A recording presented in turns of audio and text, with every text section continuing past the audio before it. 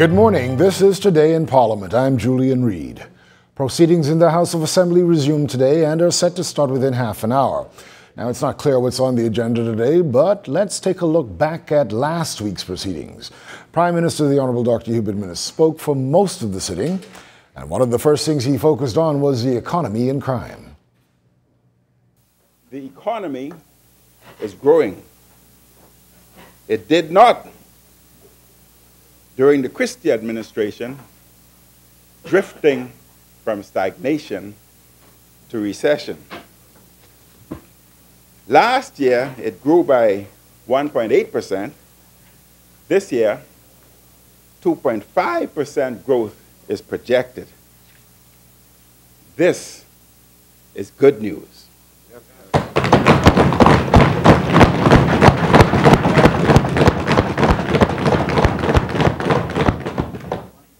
The editorial continued.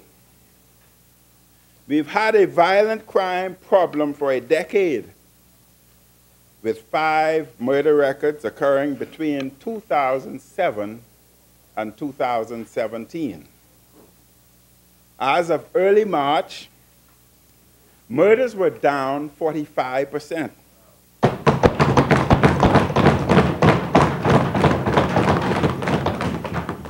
Compared to the same period in 2017, continuing a trend that began at the end of 2017.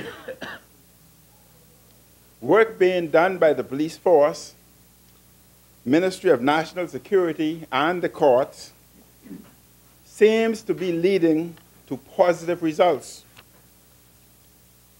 The editorial continued.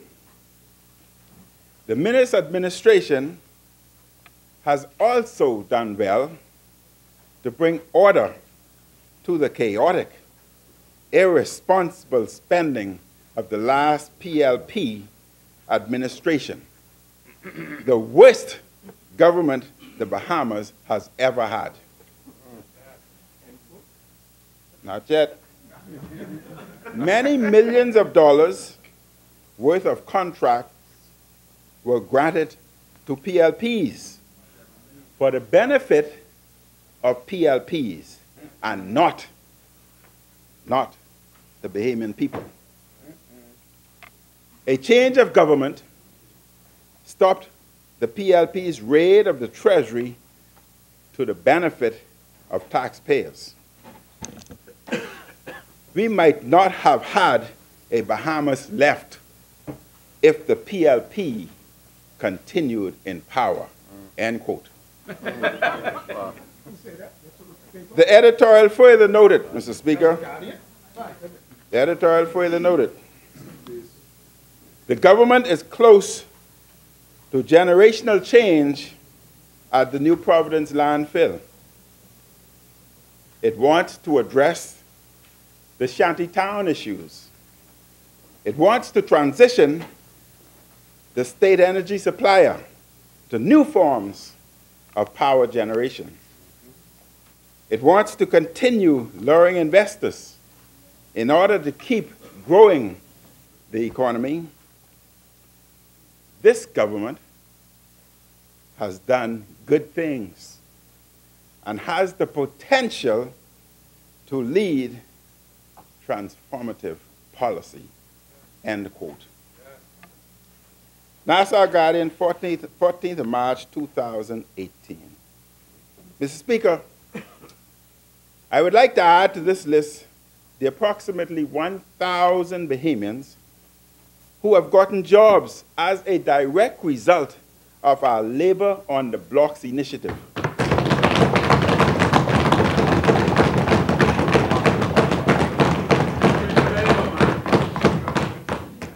I commend the ministry and the Department of Labor for the good work they have done with this innovative program. Those who have criticized the program for political reasons should be embarrassed for attacking an initiative that is empowering so many Bahamian families. Well, the government has received a lot of pushback regarding the proposed Oban Energies deal. That oil storage and refinery project, for which a heads of agreement has been signed, is planned for the east end of Grand Bahama. Prime Minister Minnis spoke to that at length last week. My government committed to Grand Bahama and to the Bahamas to do all within our power to bring economic development and growth to Grand Bahama as a matter of urgency. This has been our focus at all times. We intend to fulfill this commitment. It is one of the keys to our overall growth as a nation. The Oban Energies LLC project was intended to bring growth and jobs to Grand Bahama. In our haste to boost the economy of Grand Bahama, we made a number of missteps in the Oban Energy projects. While our heart was in the right place, these missteps should not have happened. We must, we can, and we will do better.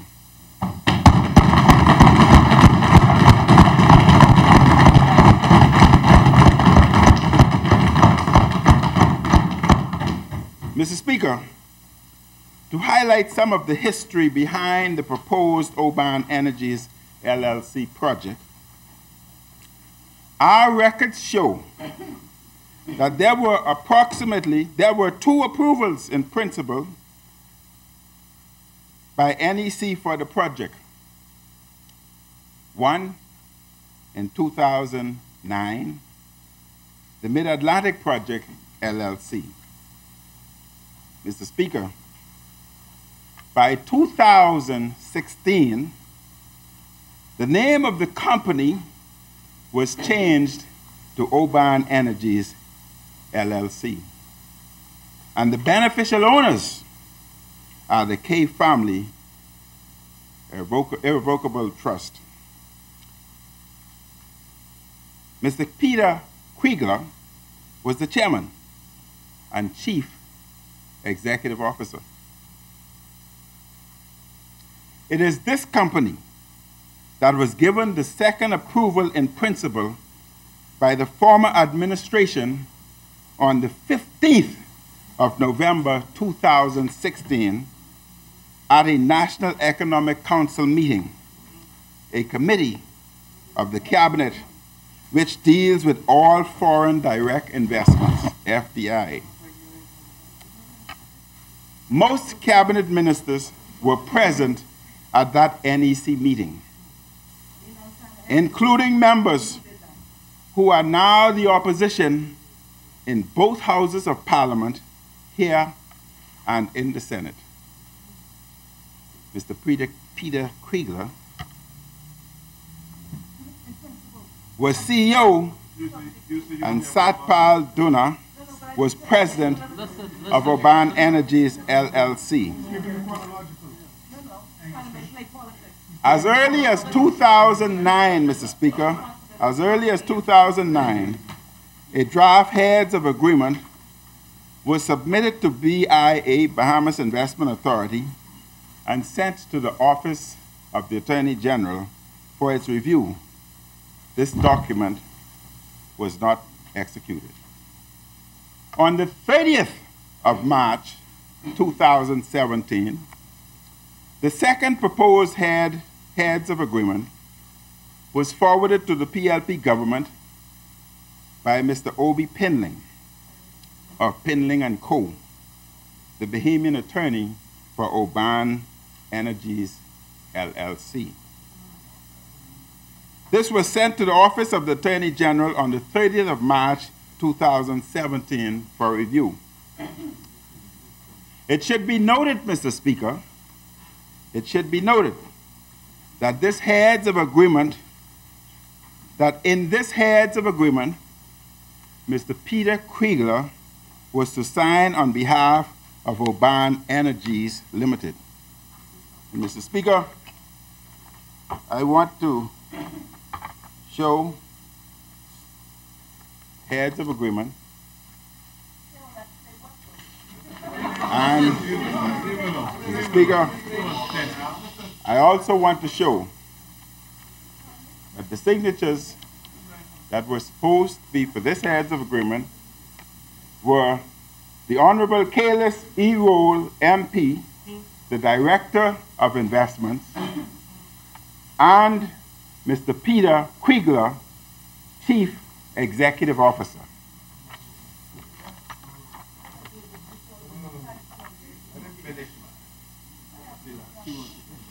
The PLP, Mr. Speaker, never got around to signing this agreement. Note that the PLP agreed to the development. The PLP agreed to the development despite the hypocrisy they are now displaying. Honorable Member for Cat Island, Rumkey, and San Salvador. You on a point of order? Point of order, Mr. Speaker. State the infringement. Infringement? Yes. He speaks, first of all, the member spoke to two members in opposition being present at NEC meeting. He then goes on to say that the PLP did not get around to signing the heads of agreement. The PLP never signed the heads of agreement, and he ought to at least indicate that the approval that was given in November 2016 was subject, and then he might to put the full facts. Put the full facts. Put the full facts. Thank you, Mr. Speaker. Mr. Speaker, if the members choose, I would table the document at the end. But the member said that I made a statement about members here and elsewhere at the NEC meeting. You know, and I know, that NEC meeting is a cabinet, and I can't bring those papers here. But you know, and I know exactly what happened. I could quote what you said. I could quote what you said. On point of order, the chair recognizes the honourable member for Angleston. Yes, the member has singled me out. Honourable member, state the infringement. Mr. Speaker, the member has singled me out and has misled this parliament, Mr. Speaker. And let me just say to the Prime Minister, Mr. Speaker. Honourable member. Yes, Mr. Speaker. How did the member mislead the parliament? Because what the Prime Minister is seeking to do now is to... You're preempting? Yes, I know. Yes, Mr. Speaker. Yes, State, Mr. Speaker. state how he has misled the parliament. Because he's giving the impression, Mr. Speaker, that something was said by myself or someone. What he's saying, what he's doing is most improper. First of all, Mr. Speaker, it is unfortunate that the Prime Minister is seeking to selectively refer to cabinet minutes in this parliament and doing it in a way in which they've not been made available to the public. He's making assertions about members on this side, Mr. Speaker, and it's very wrong. But if the member wants to quote me, Mr. Speaker, he can do so. When I speak for the Bahamian people. I'm not a coward, Mr. Speaker. I'm not a coward, Mr. Speaker. I am not a coward. And I invite the Prime Minister, Speaker, not to be a coward. Take responsibility for his error in this matter.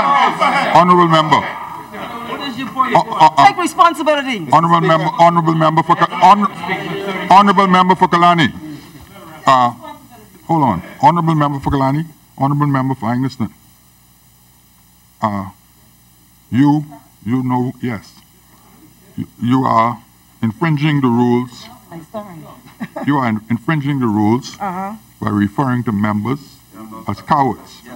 Speaker, The chair I'm not a coward. requests that you withdraw that remark. I withdraw the remark, Mr. Speaker. I will say this. I am not a coward. I take responsibility where my responsibility lies, Mr. Speaker.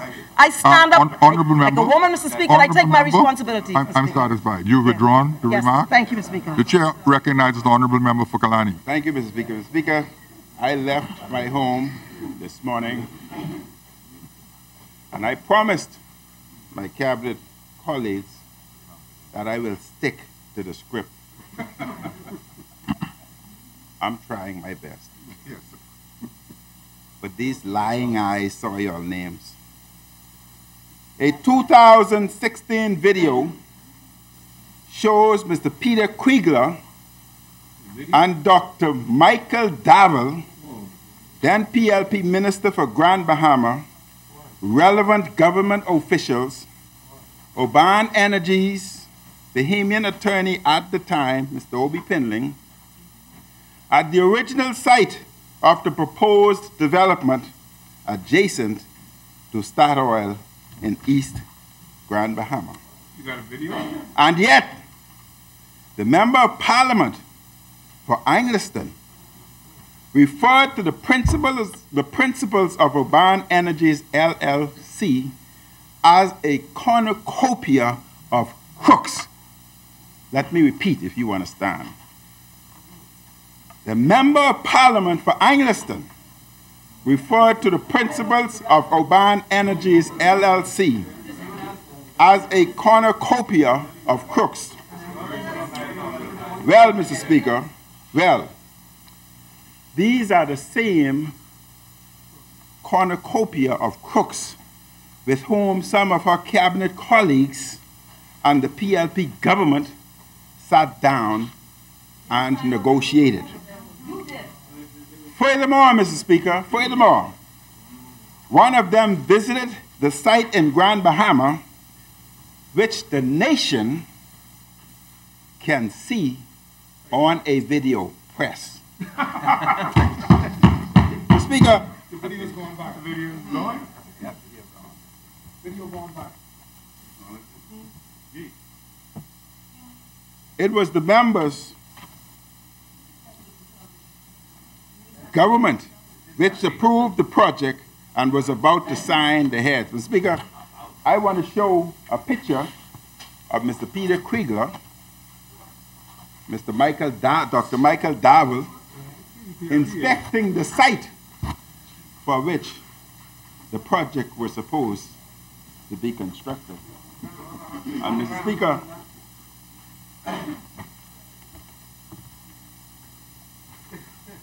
it's clearly demonstrated that the PLP members were present.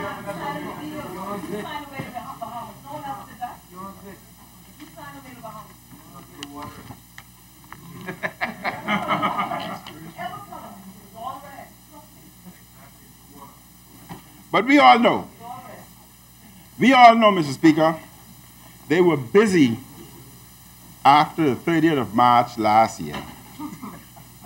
But we are now the government. Mr. Speaker, we should have done more comprehensive due diligence, and we should have engaged in wider environmental consultation. Mr. Satpal Duna, president of Oban Energies LLC, arrived in the Bahamas on the 6th of February with the expectation to sign the heads of agreement on the 7th of February 2017. The document was not ready for signature, so he remained in the Bahamas until the 10th of February, at which time he signed the agreement and then left the country to attend other business. The heads of agreement was subsequently signed by the Secretary to the Cabinet. In recognition of its promise to keep Bahamians informed, the government arranged for a ceremonial signing on the 19th of February 2018. We accept. We accept that we should have clearly indicated on the 19th of February 2018 that it was a ceremonial signing. We accept. It should be noted that it is not unusual for heads of agreement to be signed before a ceremonial signing, so as to ensure that there is a firm agreement between the various parties. Mr. Speaker, it is unfortunate that at the ceremonial signing, Mr. Peter Kriegler wrote the name of Satpal Duna, whose name was printed under the signature line in the space provided for the signature of Mr. Duna. He should have noted that he was signing on behalf of Mr. Duna and signed his name as the authorized representative of the Oban Energies LLC on the ceremonial document. I am advised, Mr. Speaker, that effective the 1st of March 2018, Mr. Krieger has resigned from the company. The government decided to make effective date on the heads of agreement the 19th day of February to conform with the public ceremonial signing. Mr. Speaker, the Grand Bahama project must go hand in hand with the protection of our environment and the conservation of our natural resources.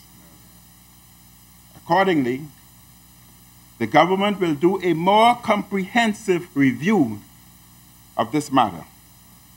This review will include our due diligence process at BIA, Bahamas Investment Authority, and all environmental and land use issues, including laws relating to environmental impact assessments and consultation processes, including with residents of Grand Bahama, in particular, East Grand Bahama. I note that at the heads of agreement, there are penalties under the Environmental Management Plan. The penalties are noted in 5.3 in the heads of agreement. The agreement notes that the minister responsible for the environment shall make the determination whether to continue the penalties or cause the discontinuation of the operation or equipment producing the environmental infraction, and any other relevant governmental agency may determine to suspend the permit for the operation of the terminal or oil refinery as applicable, end quote. Mr. Speaker, the Bahamas Investment Authority, BIA, is a unit within the Office of the Prime Minister. It is an investor's one-stop shop. The unit assists with investment policy formulation, investment promotion, investment proposal review and analysis, and post-approval monitoring and support. As the administrative arm of the National Economic Council, BIA coordinates investment matters within all agencies of the government, simplifying the process for the investor.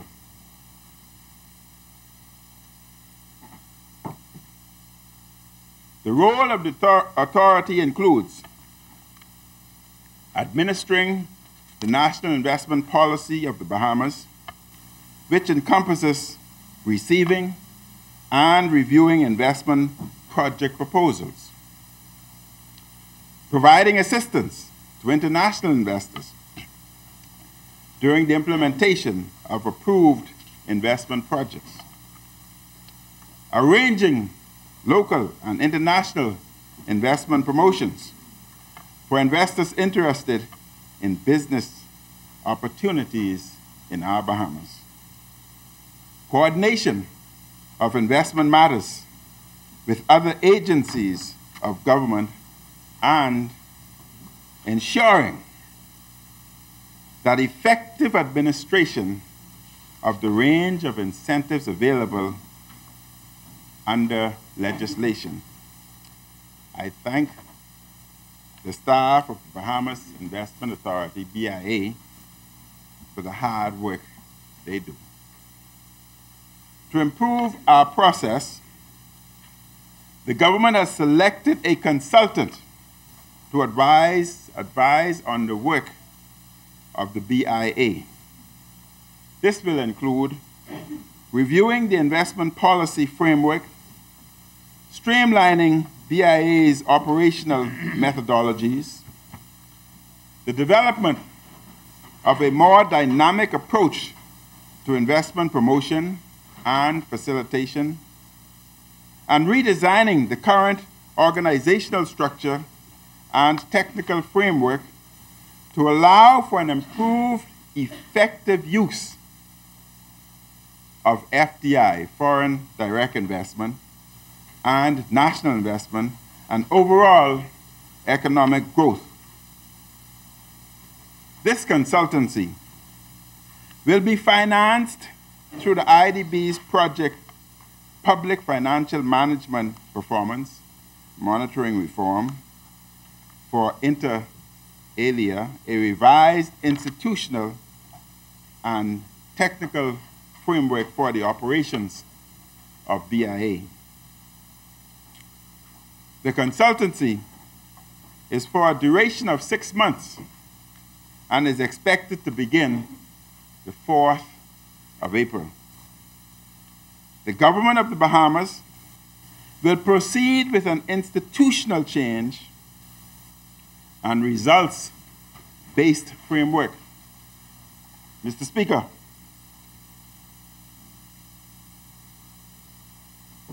having listened intently to the contributions of the members of this honorable House over these past several days,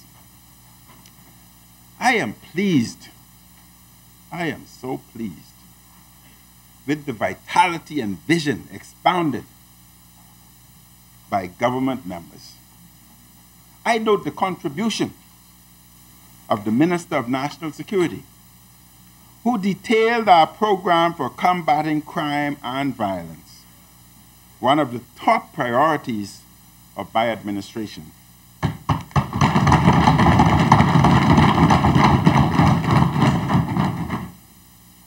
We will continue to supply the Royal Bahamas Police Force with the resources they need, and we will continue to pursue reform of the criminal justice system. Through the Citizen Safety Initiative and other social intervention measures, we will continue to aggressively address the causes of crime, gang activity, and at-risk youth. For 5 long years, the current opposition dithered at the helm of government, mostly oblivious to the needs and aspirations of Bahamians, spending the country into massive debt. But listen, we are now the government. We are now the government. And we must be held responsible. The Bahamian people want us to govern. Our task, Mr. Speaker, our task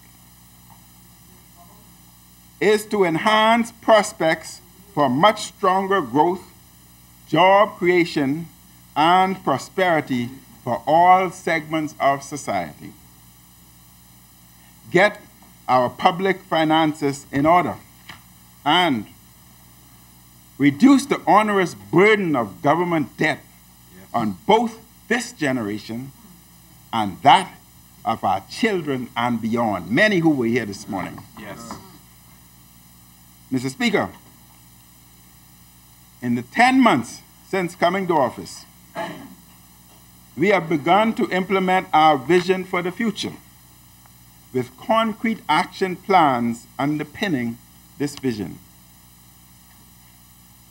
while the time since our election has been relatively short, our team has been working hard. The Prime Minister also focused on projects planned for New Providence, especially in the Over-the-Hill community, including the Southern Recreation Grounds Restoration Project.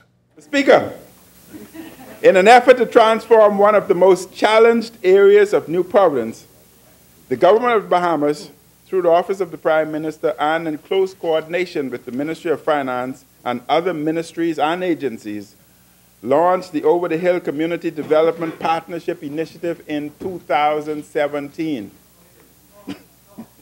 A show, too. We have devised our Over-the-Hill initiative to include historic neighborhoods from Nassau Street to Collins Avenue, and as far north as Delancey Street and south to Wolf Road.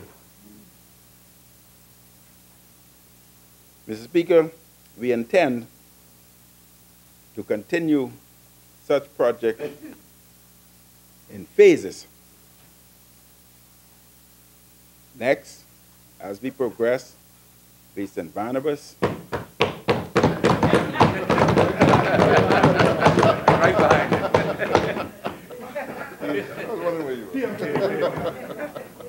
Then Angliston. Yeah. Angliston. Sections of Fox Hill. Right.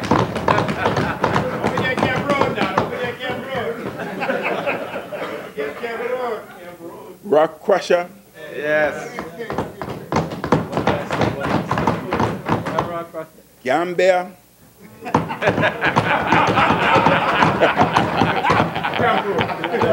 Now, I have to ask my cabinet colleagues, when we zone in the areas, I live near Gambia. No. So I must be in the Gambia. No. Anyhow. Don't qualify.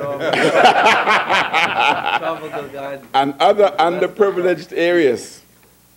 This project seeks to prioritize government investment and revitalize the area with a focus on economic empowerment, social empowerment, green technology, general restoration, smart technology, generational empowerment, and promoting Bahamian heritage and culture.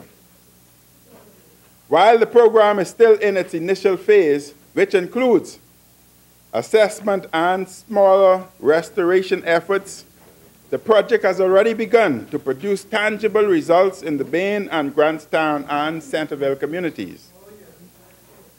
I wish to emphasize that this is a government and nonpartisan initiative. Yes. It is one in which there is collaboration with academia, civil society, the church, and the residents of the various communities. In the first phase of the restoration and cleanup effort, launched in January 2018, the project provided employment opportunities for over 100 residents and for businesses in the Bain and Grantstown and Centerville areas. In fact, on the first few days of the cleanup exercise, more than 13,000 square meters of bulk waste was removed from the area, enough to cover, I am told, maybe 6 football fields. I don't know what size those football fields are. Regular size. As promised, legislation is in the final stages of drafting to ensure residents and businesses in the inner city are provided with the opportunities to thrive. This involves providing tax concessions and other benefits to the over-the-hill communities. This initiative will be detailed in a forthcoming white paper outlining the strategy to revitalize the over-the-hill community. Mr. Speaker,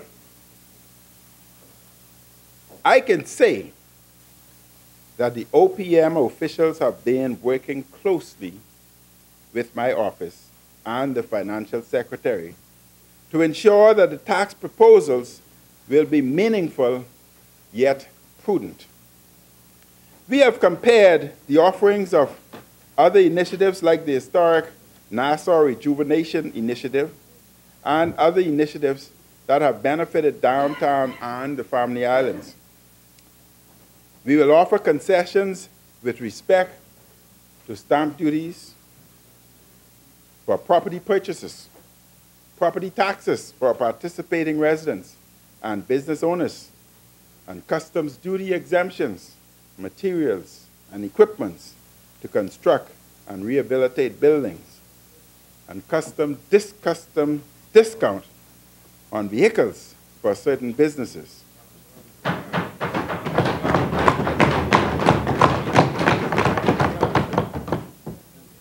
And exemption on business license. We must, of course, also be mindful of the potential for fraud. Hence, the program will not seek to inadvertently encourage black markets for goods for sale or assets that are easily moved from location to location. We don't want anything purchased at Baintown in the day and moving to St. Anne's at night. That'll never happen. Or wherever. We will also have to expand for technology to monitor that exemption approvals are being properly used. Mr. Speaker, this project is a transformative one. As such, this government has made a commitment to allocate at least $5 million per year towards this initiative as of the new budget year starting on the 1st of July, 2018. Mr. Speaker, the Minister of Finance dealt at length with the state of our public finances and the fiscal mess that was left to us by our predecessors. As such, I will focus my remarks in the area on a few selected matters. It is an undeniable, though unfortunate reality, that the fiscal hand that has been dealt to us by our predecessors, the government is reviewing the proposal for the redevelopment of the Southern Recreational Ground.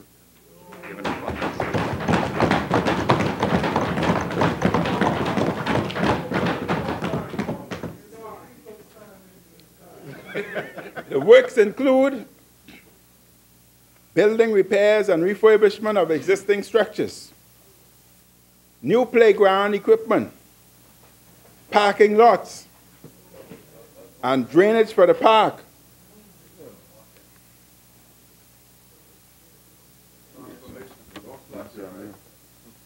Travis. The Speaker, this is the transformation that's occurring on the southern transformation that will be occurring on the Southern Recreation Ground.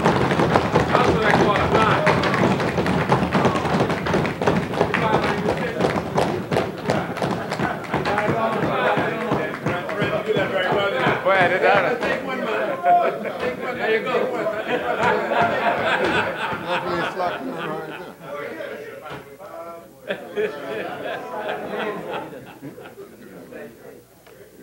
The private sector, Mr. Speaker, the private sector has already made a commitment to donate $1 million to the restoration project.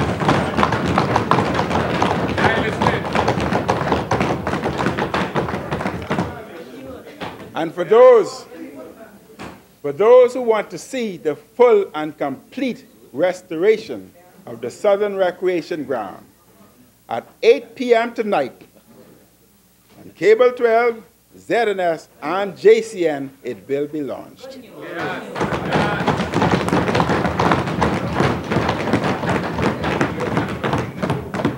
going to be banned down for life.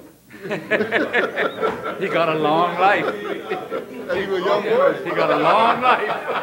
It will be a long time. He might beat my father's record. After, Oh, sorry, you want to yeah, I'll keep one out. Oh, sorry. Anyone? No, not this one. Yeah. Travis, I think y'all want to keep that up. After,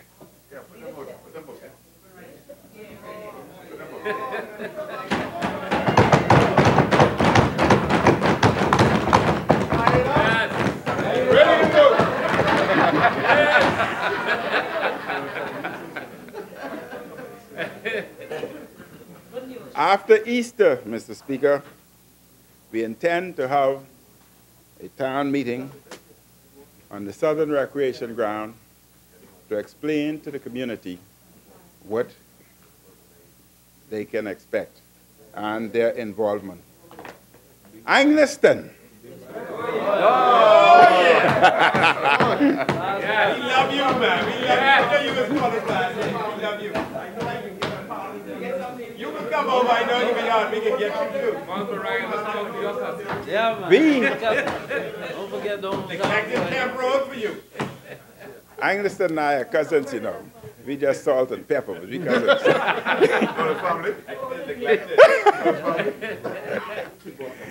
Angliston, you know I still love you.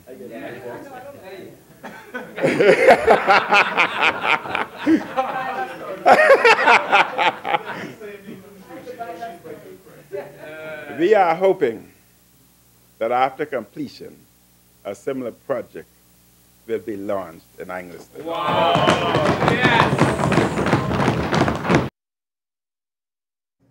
Well, they're not quite ready to get started in the House of Assembly yet, but they should be fairly soon.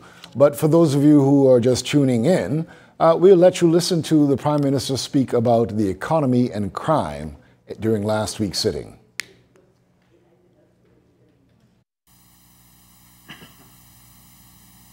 My government committed to Grand Bahama and to the Bahamas to do drifting from stagnation to recession. Last year, it grew by 1.8%. This year, 2.5% growth is projected. This is good news.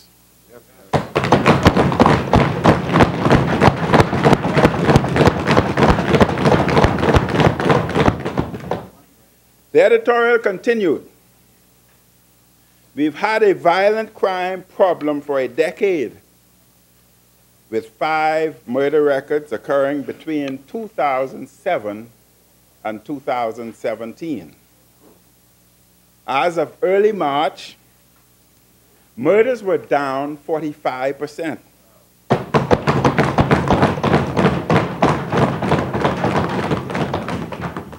Compared to the same period in 2017, continuing a trend that began at the end of 2017.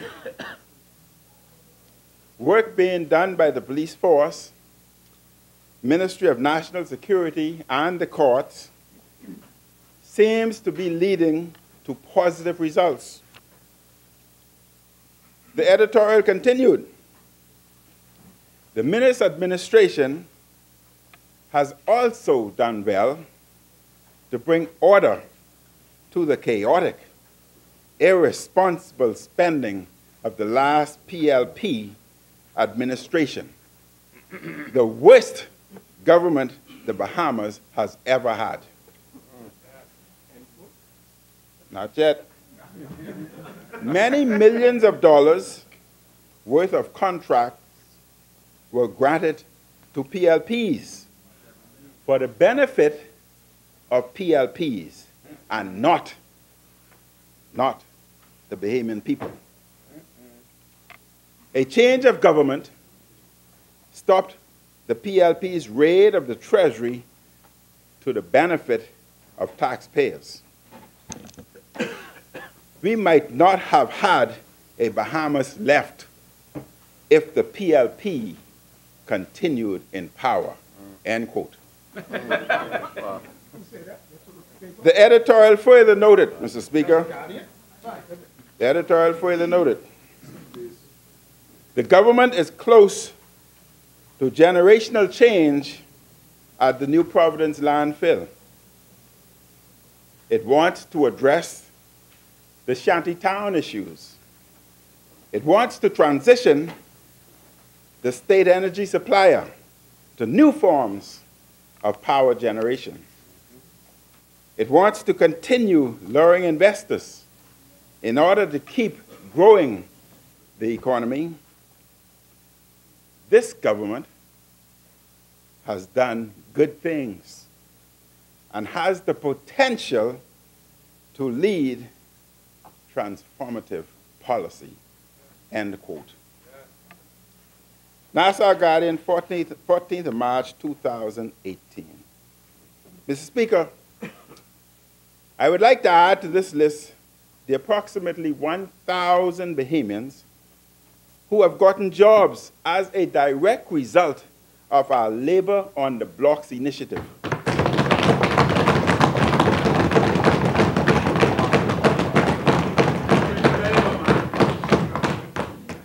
I commend the ministry and the Department of Labor for the good work they have done with this innovative program.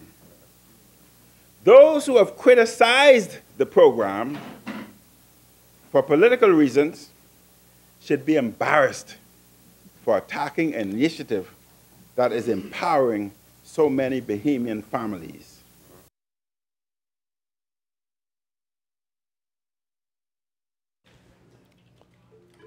We're going to take a quick look at the House of Assembly right now. They're still not quite ready to begin, but they should be any moment now. You can see some of the government members in and some of the opposition members are in as well.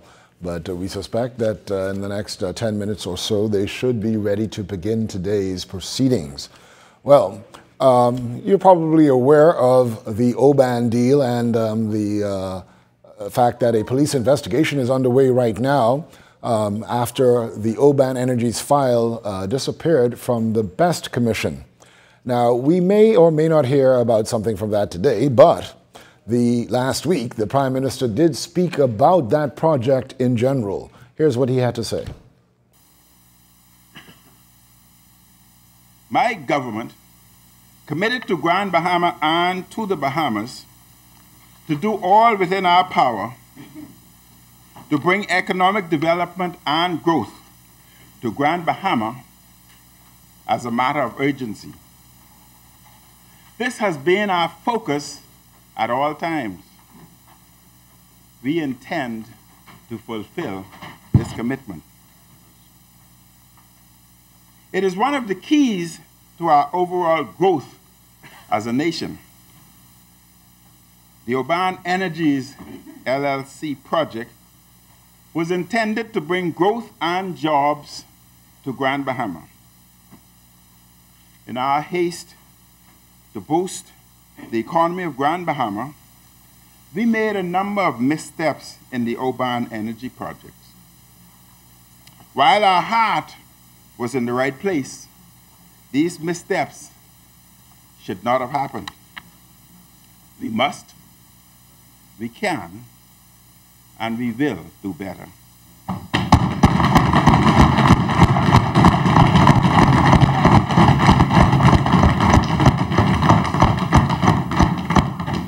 Mr. Speaker, to highlight some of the history behind the proposed Oban Energies LLC project,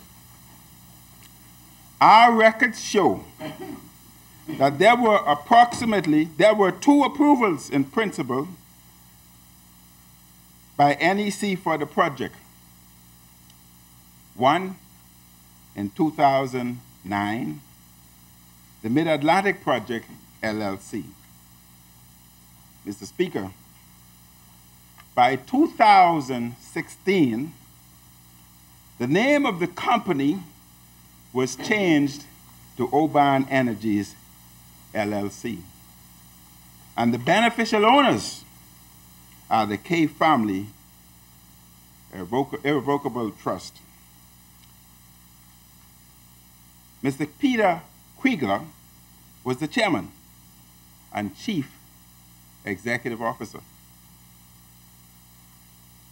It is this company that was given the second approval in principle by the former administration on the 15th of November 2016 at a National Economic Council meeting, a committee of the cabinet which deals with all foreign direct investments, FDI.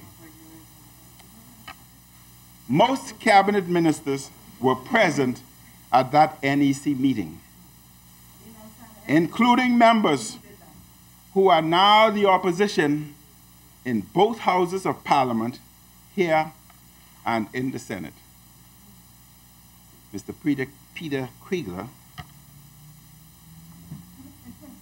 was CEO, and Satpal Duna was president of Oban Energies LLC. As early as 2009, Mr. Speaker, as early as 2009, a draft heads of agreement was submitted to BIA, Bahamas Investment Authority, and sent to the Office of the Attorney General for its review. This document was not executed.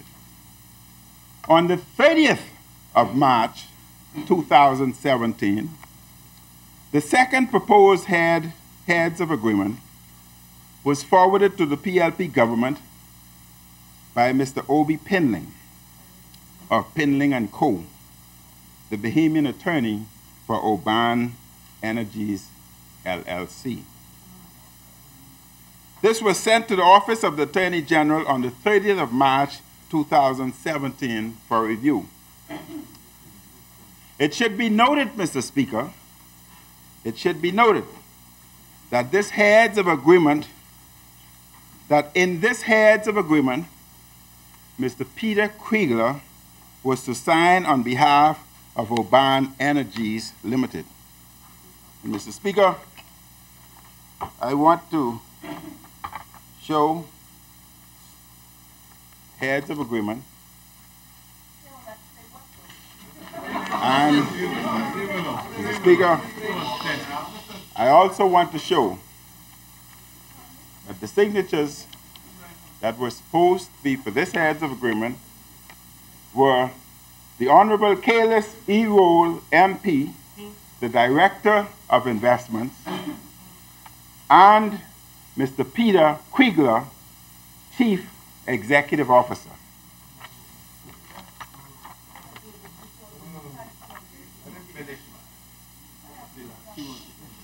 The PLP, Mr. Speaker, never got around to signing this agreement.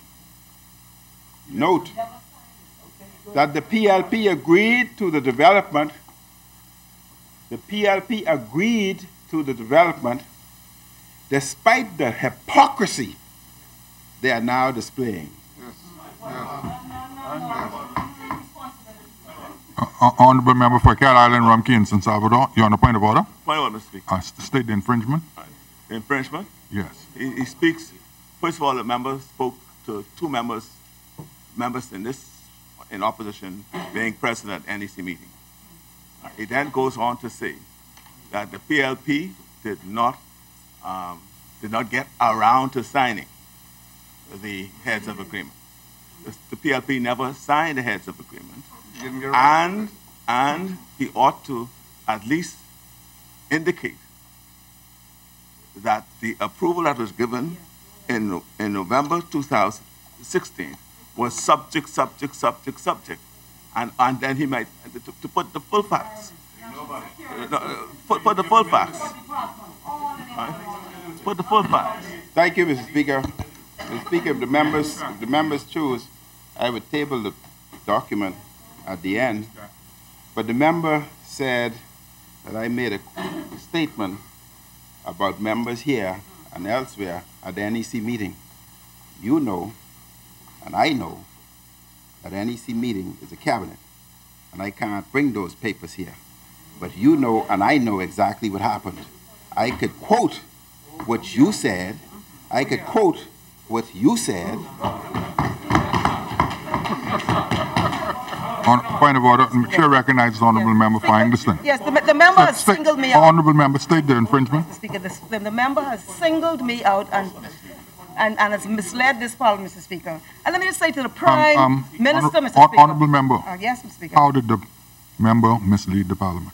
Because what the Prime Minister is seeking to do now is You're preempting. Yes, I know. Yes, Mr. Speaker. Yes, Mr. Speaker. State how he has misled the parliament. Because that he's giving the impression, Mr. Speaker, that something was said by myself or someone. What he's saying, what he's doing is most improper. First of all, Mr. Speaker, it is unfortunate that the Prime Minister is seeking to selectively refer to cabinet minutes in this parliament and doing it in a way in which they've not been made available to the public. He's making assertions about members on this side, Mr. Speaker, and it's very wrong. But if the member wants to quote me, Mr. Speaker, he can do so. When I speak for the Bahamian people. I'm not a coward, Mr. Speaker. I'm not a coward, Mr. Speaker.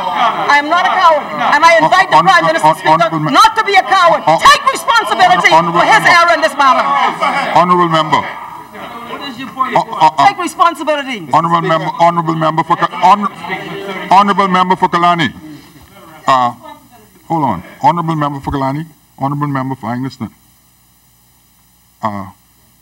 You know, yes. You are infringing the rules. I'm sorry. You are infringing the rules by referring to members as cowards. Speaker, The chair I'm not a coward. requests that you withdraw that remark. I withdraw the remark, Mr. Speaker. I will say this. I am not a coward. I take responsibility where my responsibility lies, Mr. Speaker.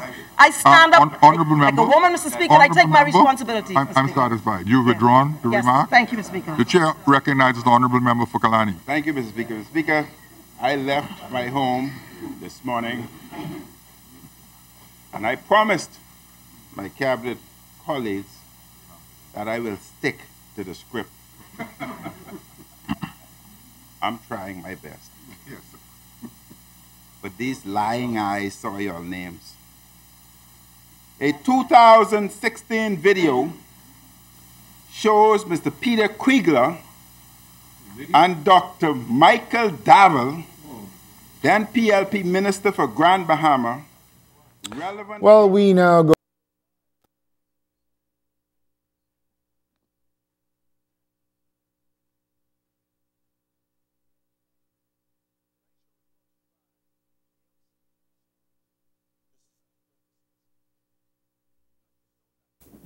Ladies and gentlemen, our Lord Jesus Christ, we welcome you, your return from the spring break. Trust your Easter's meditation brought you closer to the Holy Spirit and to our Lord Jesus Christ. Remember, never forget, in Christ hope.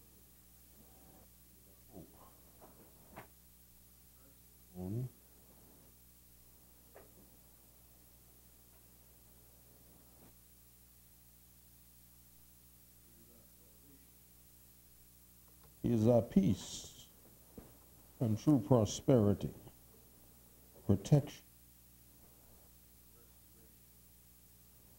Without God, without Him, we shall surely fail. Proverbs, verses 1.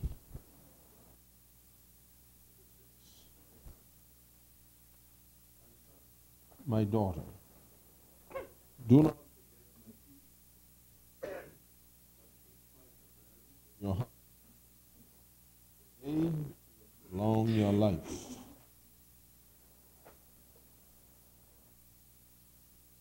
Yeah. And bring love and let never leave you. Bind them around your neck, your heart. Then you will win favor God, trust in all your heart, lean not on your own understanding. In all your ways, acknowledge Him. He shall make your path. We pray. Heavenly Father, have we praise all the good things and continue to do for our people of the Commonwealth of Bahamas. May your people continue to pray for you to serve all our praises. Father, we pray according to 1 Timothy 2:1-3. It says, I sought the voice of all supplication, prayer, intercessions, and giving thanks be made for all men, for all that are in authority. We may lead a quiet and peaceable life in all godliness and honesty. For this separate. Father, we lift up in prayer Queen Elizabeth II statutory over the Commonwealth of Nations. Our Governor General, Dame Marguerite Pending, statutory head of the Commonwealth, grant them both the strength and wisdom to complete their with dignity. Lead, guide, and direct our Honorable Prime Minister, Dr. Hugh. Them, your divine, that they and everywhere they go. Grant to you,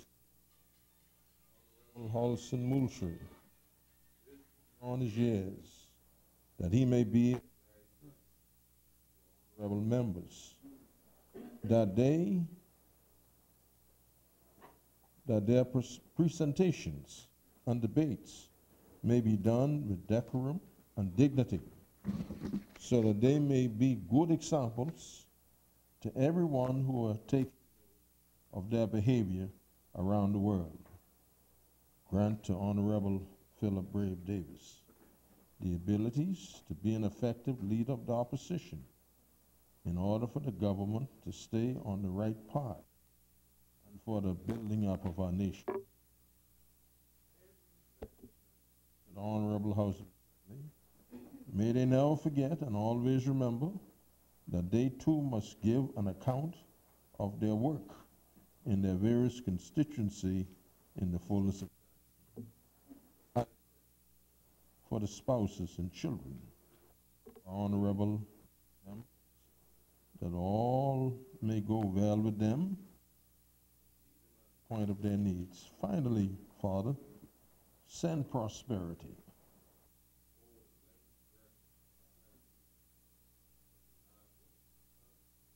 And Grand Bahama, be exalted, be magnified, and get glory for yourself. In Jesus' name, as before you wait in your presence, praying the prayer you taught your disciples to pray, saying, Our Father, and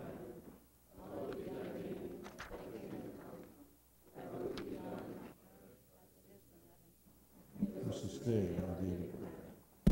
Forgive us our trespasses. We forgive those who trespass against us. Not in temptation. From evil. Amen.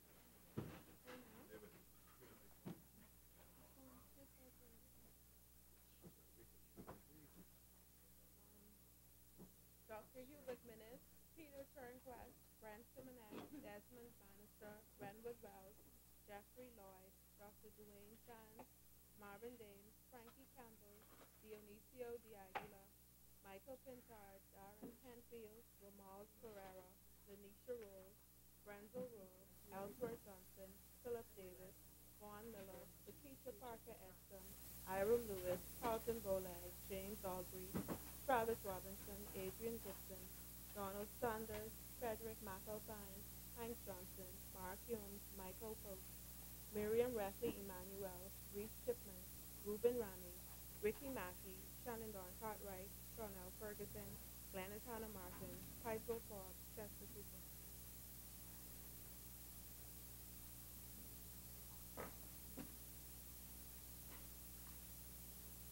Good morning, honorable members.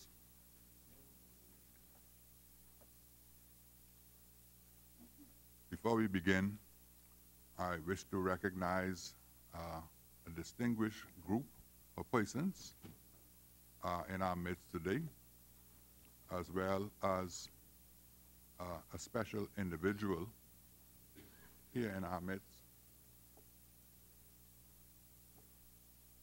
In our midst this morning in the gallery, we have with us the King Daw National Parkinson Foundation. And the month of April is commemorated as Parkinson Awareness Month in the Bahamas, and indeed globally. Hence, the King Daw National Parkinson Foundation takes every opportunity possible to heighten awareness of the debilitating progressive condition which affects a growing number of Bahamians. The grassroots campaign is an important year-round activity, but during the month of April, activities and programs are widely heightened to bring about the awareness of this disease. And this morning with us is Miss Mavis Darling Hill, leading the group, the King Daw National Parkinson Foundation, along with members and students who I've been made to understand. Some of the students have been chosen as ambassadors for their work in the foundation and within the student body. At this time, I'd like to have you stand so that you can be recognized.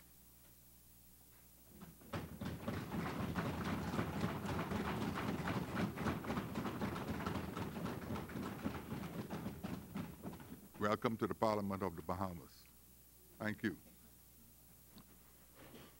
Also with us this morning is another distinguished gentleman, the father of our member for Centerville, or the grandfather. He's looking like the father. Can you stand?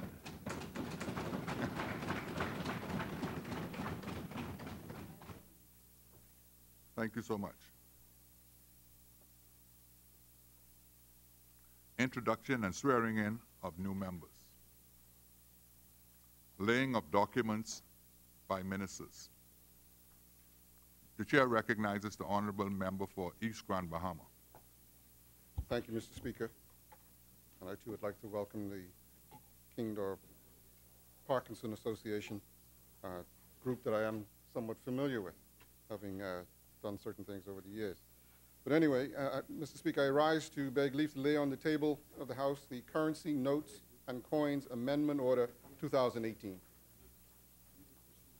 Order that the document be brought up.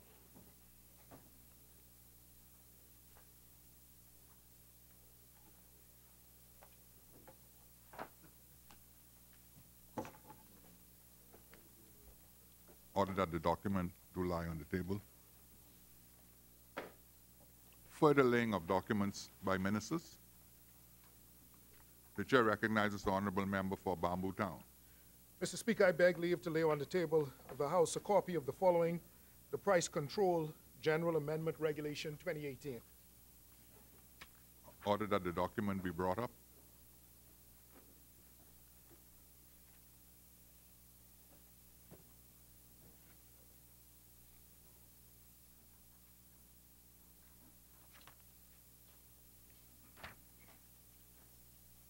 Order that the document do lie on the table.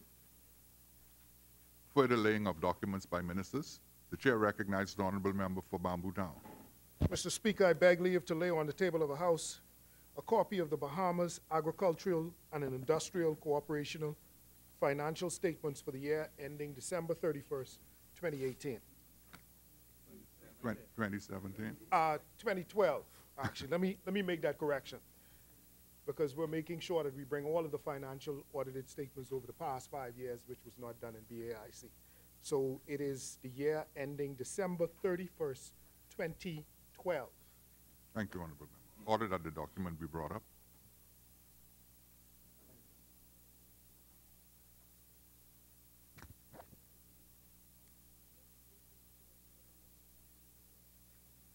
Order that the document do lie on the table. Further laying of documents by ministers. The chair recognizes the honorable member for Bamboo Town. Mr. Speaker, I beg leave to lay on the table of the House a copy of the Bahamas Agricultural and Industrial Cooperation audited financial statements for the year ending December 31st, 2013. Order that the document be brought up.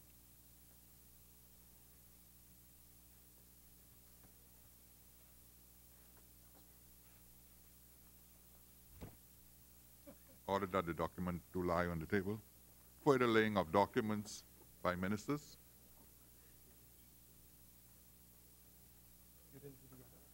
The chair recognizes the honorable member for Yamakro.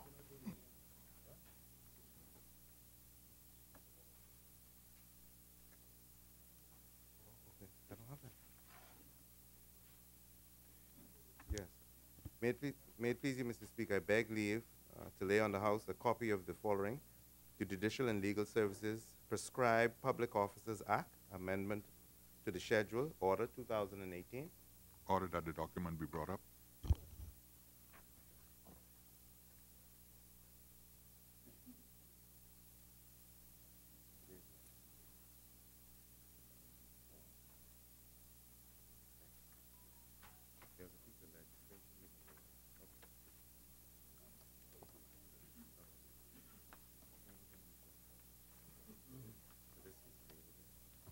Order that the document do lie on the table.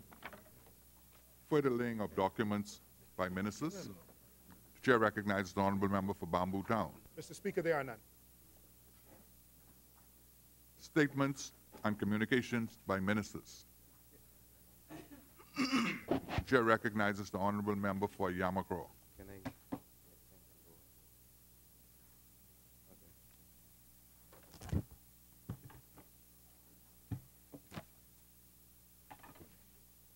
Mr. Speaker, I am privileged and indeed elated to stand here this morning to communicate to this honorable House to what is, to my mind, our government's revolutionary stance on land in the Bahamas. The government has decided to move with expedition to prepare a formal white paper and thereafter to commence widespread consultation with the public throughout the Bahamas on the urgent need for land reform to address the thorny issues of the provision of good title to land, the creation of a national system of land registration in a standalone registry, the ability for all claims and charges affecting title to every lot or tract of land in the Bahamas to be registered in a charges registry, and the accurate circulation of the full extent of Crown lands and the specific location of every tract thereof. Mr. Speaker, I know I don't see the leader for those opposite, but I know that those in Cat Island are separating this, and as I go through, I will speak to the Cat Island case that occurred in the 60s that call for such a revolutionary move to bring some regulation to land in the Bahamas. For far too long, a host of problems have affected land holdings and land title in the Bahamas. These difficulties range from the poor state of the causes list in the Supreme Court registry, which make it extremely difficult for lawyers to give unqualified advice on title to land, and particularly whether any prior unsatisfied monetary judgments against the owner, which attached to land either exist or still are attached and encumber the land. The difficulty in determining who owns or claims to own any unoccupied lot or parcel of land. The question of the status of generational claims to land, and I know they're saying hallelujah in Cat Island, particularly in the family islands, the issue of squatters' rights, if any, and lastly, the status of the Quieting of Titles Act, and whether or not it should be repealed. The absence of certainty in land titles in too many cases, along with the often informal nature of land holdings in far too many of the traditional settlements of our family islands, affect not only the issue of land title, but also directly attacks the possibility for land ownership to become an effective generator of wealth, whether in support of business loans or in the creation of certainty as to land ownership. The bitter and enduring experience of residents of Beausejour Town and Nassau Village or Selinden Pinland Estates in New Providence in losing what they apparently believed in good faith to be valid land titles serves as a pressing reminder of the urgency of thorough reform of the entire system governing the law of property in the Bahamas. And Mr. Speaker, earlier I'd said that I would come to the Cat Island case, and looking at Nassau Village and the Beausejour Town and the Selinden Pinland Estates, we all recall, and we should recall, that matter in Cat Island which dealt with, it serves to underscore the irregularity in land and land registry in the Bahamas. Our highest court, the Privy Council, from the 60s, and more recently in the 90s and even now, has been saying directly to us that this is a matter that has to be addressed. And the Court of Appeal expressed its concern in saying that when dealing with certain matters concerning land, that it was concerned that it may be an unwitting participant in a fraud and how land is being distributed. So I'm delighted to be presenting this communication on behalf of my government this morning. It is the wish of the government that once the white paper is prepared and laid before the Honorable House, that the new Law Reform Commissioner would play a leading role in the necessary public consultation and the preparation of the final version of several existing drafts bills, which might need to be reconsidered or adjusted, and perhaps supplemented with additional enactments to bring a full system of land registration and other land reforms into full and effective operation. In 2010, the Ingram administration prepared several land bills, namely the Law of Property Bill 2010, the Registered Land Bill 2010, and the Land Adjudication Bill 2010. These bills have already been circulated to the Bahamas Bar Association for comments, and in due course will be widely circulated for the purpose of public consultation, along with any other bills deemed necessary by the Law Reform and Revision Commission to be necessary to effect, structure, and implement a comprehensive system of land reform. At the end of this process, it is anticipated that every piece, parcel, lot, or tract of land will be easily identifiable, having a marker containing its assigned folio number, and all claims or land charges will be duly noted in the folio related to the specific land, which will be easily identifiable in the land registry. And what that simply says, Mr. Speaker, is that no longer in the Bahamas will you be able to sell one tract of land almost 10 times and divest persons of their important resources. The government is hopeful that the successful and urgent implementation of a national system of land registration will immediately bring the process of resolving all unresolved land title issues and claims throughout the Bahamas to an end, and thereby modernize, and simplify all land-related issues. I thank you, Mr. Speaker. Thank you, honorable member. Further statements and communications by ministers. Just a moment, honorable member. Order that the communication be brought up.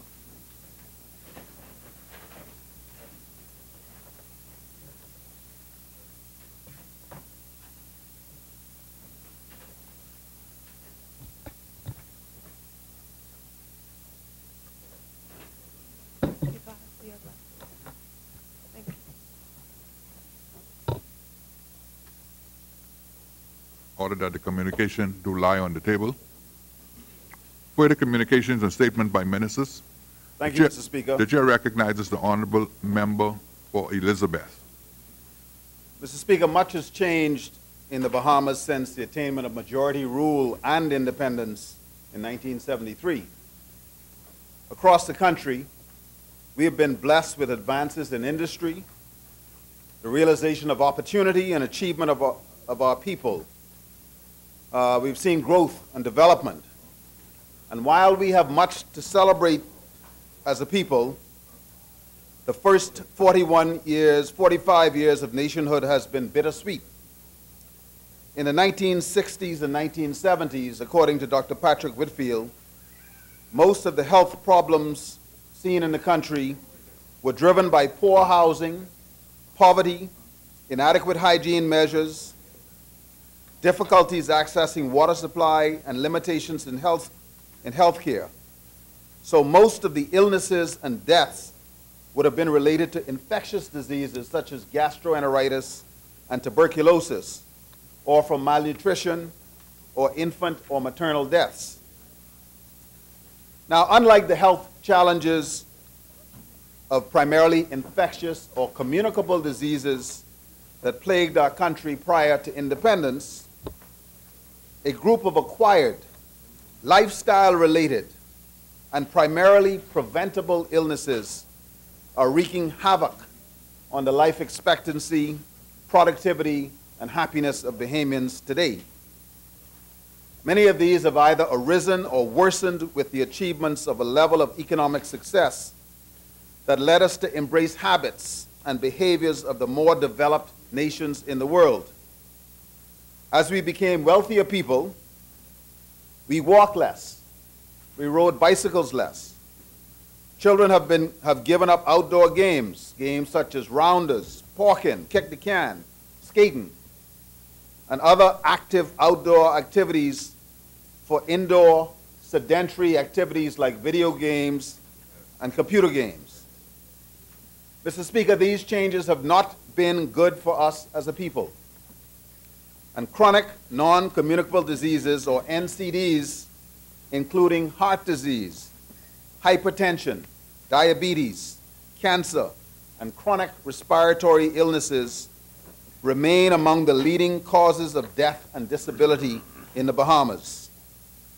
They reduce our quality of life, they weaken our human capital, and they kill our people prematurely, accounting for as much as a 20% penalty in years of productive life loss.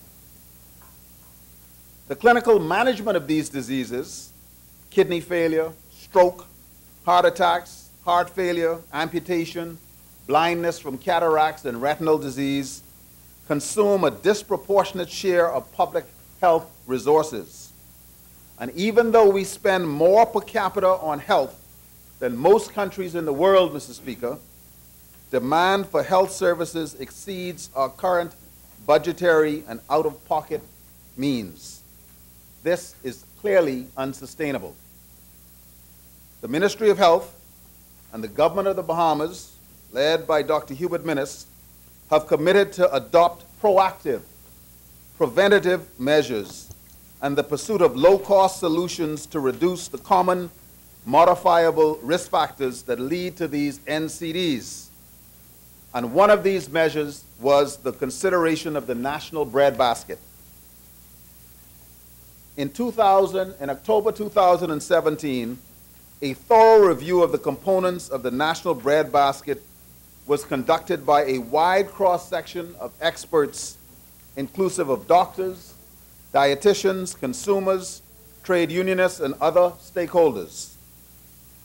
The Breadbasket Review Forum, which was a one-day session, and the subsequent stakeholder conversations were facilitated by the Ministry of Health and the Pan American Health Organization. The objectives of this activity were to review the current breadbasket and to propose agreed recommendations for updating its content and to forge a pathway for the establishment of a nutritious food basket program that will monitor and measure the cost of healthy eating based on validated tools. The context of this, Mr. Speaker, is that by and large, the typical Bahamian diet is calorie-dense and nutrient-poor. We consume a diet that has an excessive amount of animal fat, processed items, and added sugar and salt. And these poor dietary choices, coupled with inactive lifestyles, increase the risk for becoming overweight, obese, or becoming diagnosed with one or many NCDs. You see, the non-communicable disease mortality in the Caribbean is the highest in the Americas, Mr. Speaker. 10 to 25% of adults in the Caribbean have diabetes, and this is twice the world average.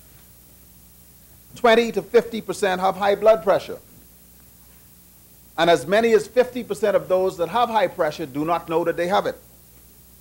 As many as 80% of people in the Caribbean with high cholesterol do not know that they have high cholesterol. NCDs accounts for more than 75% of the deaths of people in the region. And despite leading the world in awareness of this problem with the 2007 Port of Spain Declaration, we are losing the battle of NCDs as they are overwhelming health services and challenging their sustainability across the entire Caribbean. So says the Pan American Health Organization and the World Health Organization. Mr. Speaker, the Bahamas has the worst NCD profile in the Americas and in CARICOM. In a previous communication, I reported that Bahamians are the 6th most overweight or obese people in the world, that Bahamians have the highest incidence of diabetes in the world, that our hypertension is so severe that our age-adjusted death rate in 2014 ranks the Bahamas as number 7 in the world for deaths from hypertension. Number 1 in diabetes, number 6 in obesity, number 7 in deaths in the world from high blood pressure. Scientific literature confirms the link between health, or the lack thereof, and food security. Food security encompasses more than sufficient food supply to meet energy needs. It is a comprehensive, holistic strategy that ensures access to safe, quality, nutritious foods and diets, comprising of all the essential nutrients. There's a close interrelationship between food, nutrition, levels of physical fitness, and health status. Good nutrition ensures proper growth and development. It protects against disease, and it reduces healthcare costs. Apart from its impact on healthcare costs, nutrition has economic and social consequences because poor nutrition is an underappreciated cause of poverty, suboptimal educational performance, and stagnant economic development. In 1970, many Bahamians were malnourished and underweight. 45 years later, we are malnourished and overweight. The National Breadbasket was formulated in 1971 and identified items, including food items, but not only, to be put under price control. Sale of these items in excess of the controlled price results in fines and penalties. And that policy allowed for markups of no more than 18% wholesale and 23% retail on stores throughout the Bahamas. This was a landmark social security initiative, Mr. Speaker, to maintain the affordability of staple foods. But the basket's content suggests a greater focus on food energy supply at the expense of nutritional value. 46 years after its formulation, the Bahamas has changed dramatically, and now it no longer resembles an agricultural-based society relying on fish and locally grown fruit and vegetables, but one that values convenience and mirrors the fast food cultures of our neighbors to the north. 46 years later, the bread basket has not been changed, and it reflects and probably is causative of the epidemiologic profile of the country. It is without doubt that changes in food prices, policies, and practices translate into changes in consumption patterns that can have negative or positive effects on nutrition and health status. Many Bahamians believe that it is too expensive to eat healthy food. Now, this is an important finding given that the ability of households to procure food to meet basic nutritional needs is driven less by preference and more fundamentally by cost. The cost of nutritious food is an important determinant of food security, nutritional intake, and health status. And for this reason, Mr. Speaker, the government of the Bahamas embarked on this bread basket review to look at the current bread basket and to construct a new list which supports healthier food choices. We recognize that this could not be an intellectual, scientific exercise, but had to reflect the real needs of real people in very real times. This work will lay the groundwork for the country's evolution to a nutritious food basket, which is culturally relevant and which is at the same or lower price than the existing bread basket.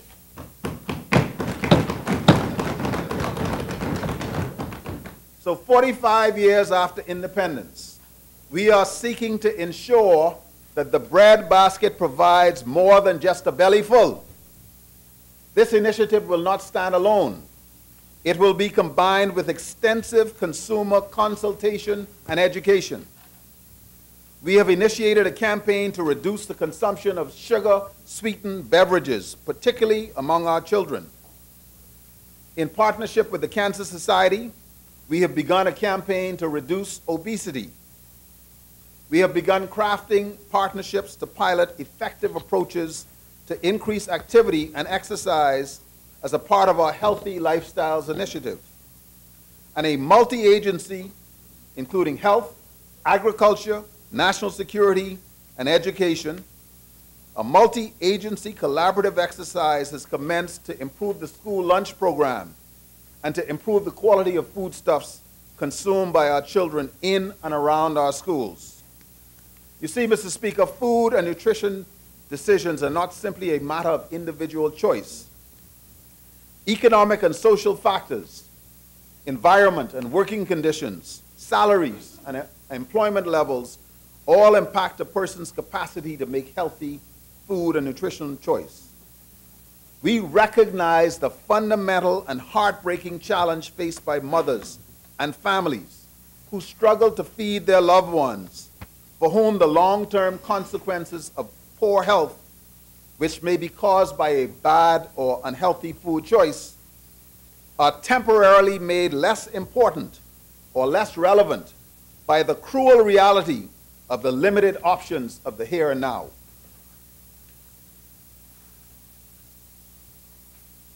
Research has confirmed that affordability factor is an influence on food culture and food choices. And that said, indicators such as the Consumer Price Index and income inequality or inequity have relevance in determining the Bahamian population's ability to access healthy, nutritious foods.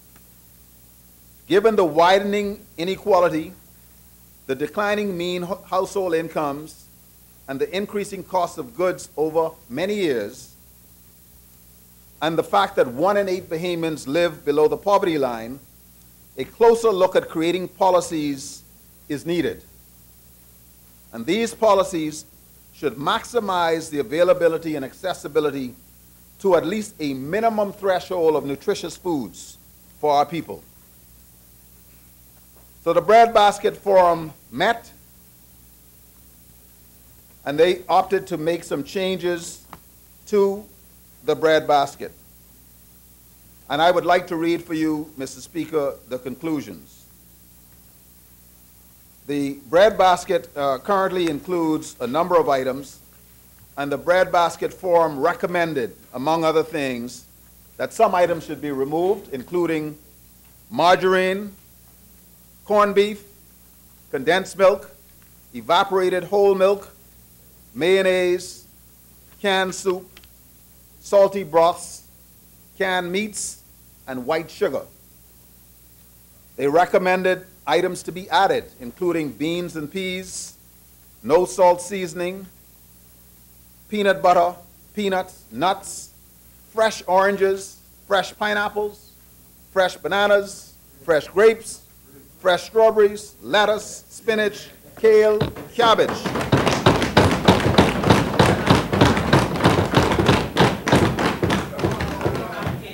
Also a recommendation for root crops, such as potato, pumpkin, cassava, onion, sweet peppers, tomatoes, fresh and frozen fish and chicken. The Breadbasket Forum made recommendations that there were some items on the breadbasket that needed better specification.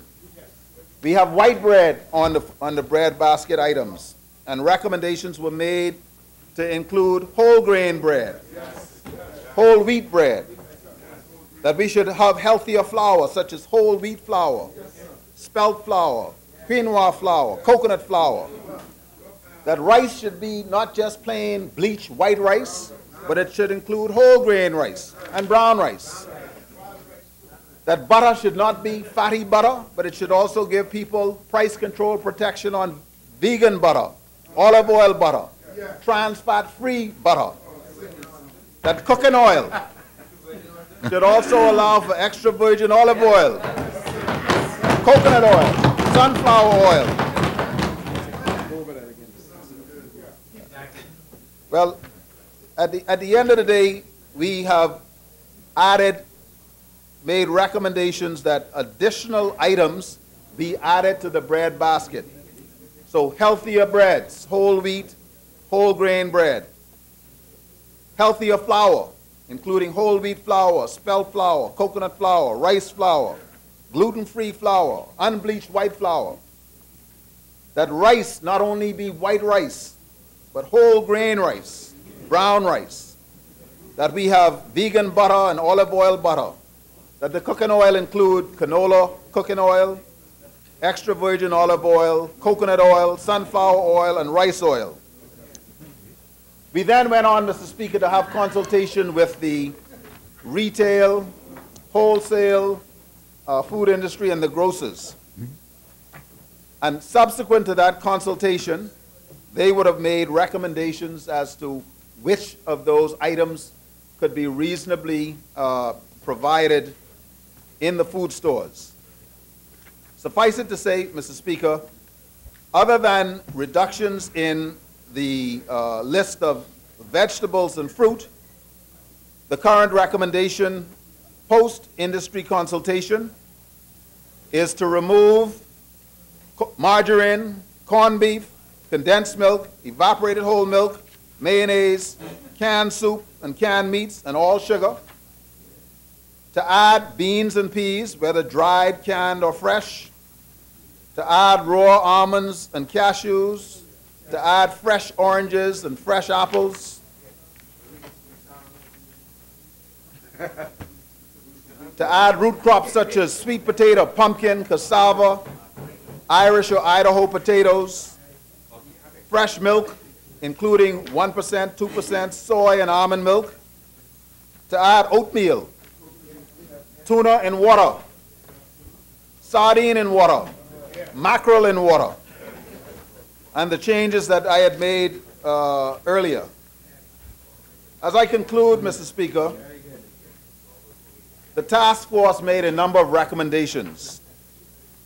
In addition to the recommendations for the new bread basket, they made a recommendation to establish a multi-sector nutrition task force to direct resources to educate the general public on nutrition-related topics, to formalize information sharing between the ministries.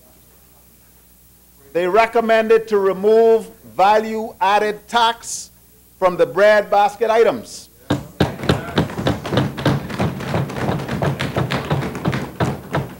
They also recommended that we pursue a consumption tax on the fast food industry, as they are likely benefactors from the reduced prices of items on price control.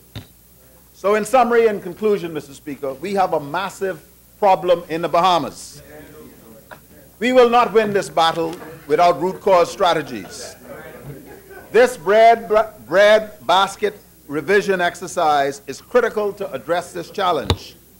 We acknowledge the cultural significance of food. We acknowledge and pledge to engage in ongoing wide consultation and education. This will require real partnerships with the community, with the churches, with civil society, with the trade unions, but most importantly, Mr. Speaker, with the people of the Bahamas.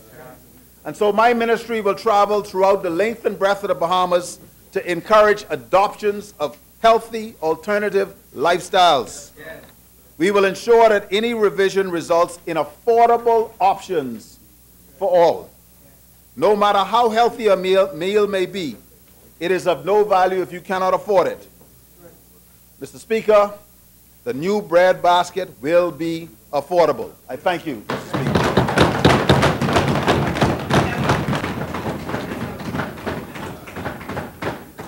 Order that the communication be brought up.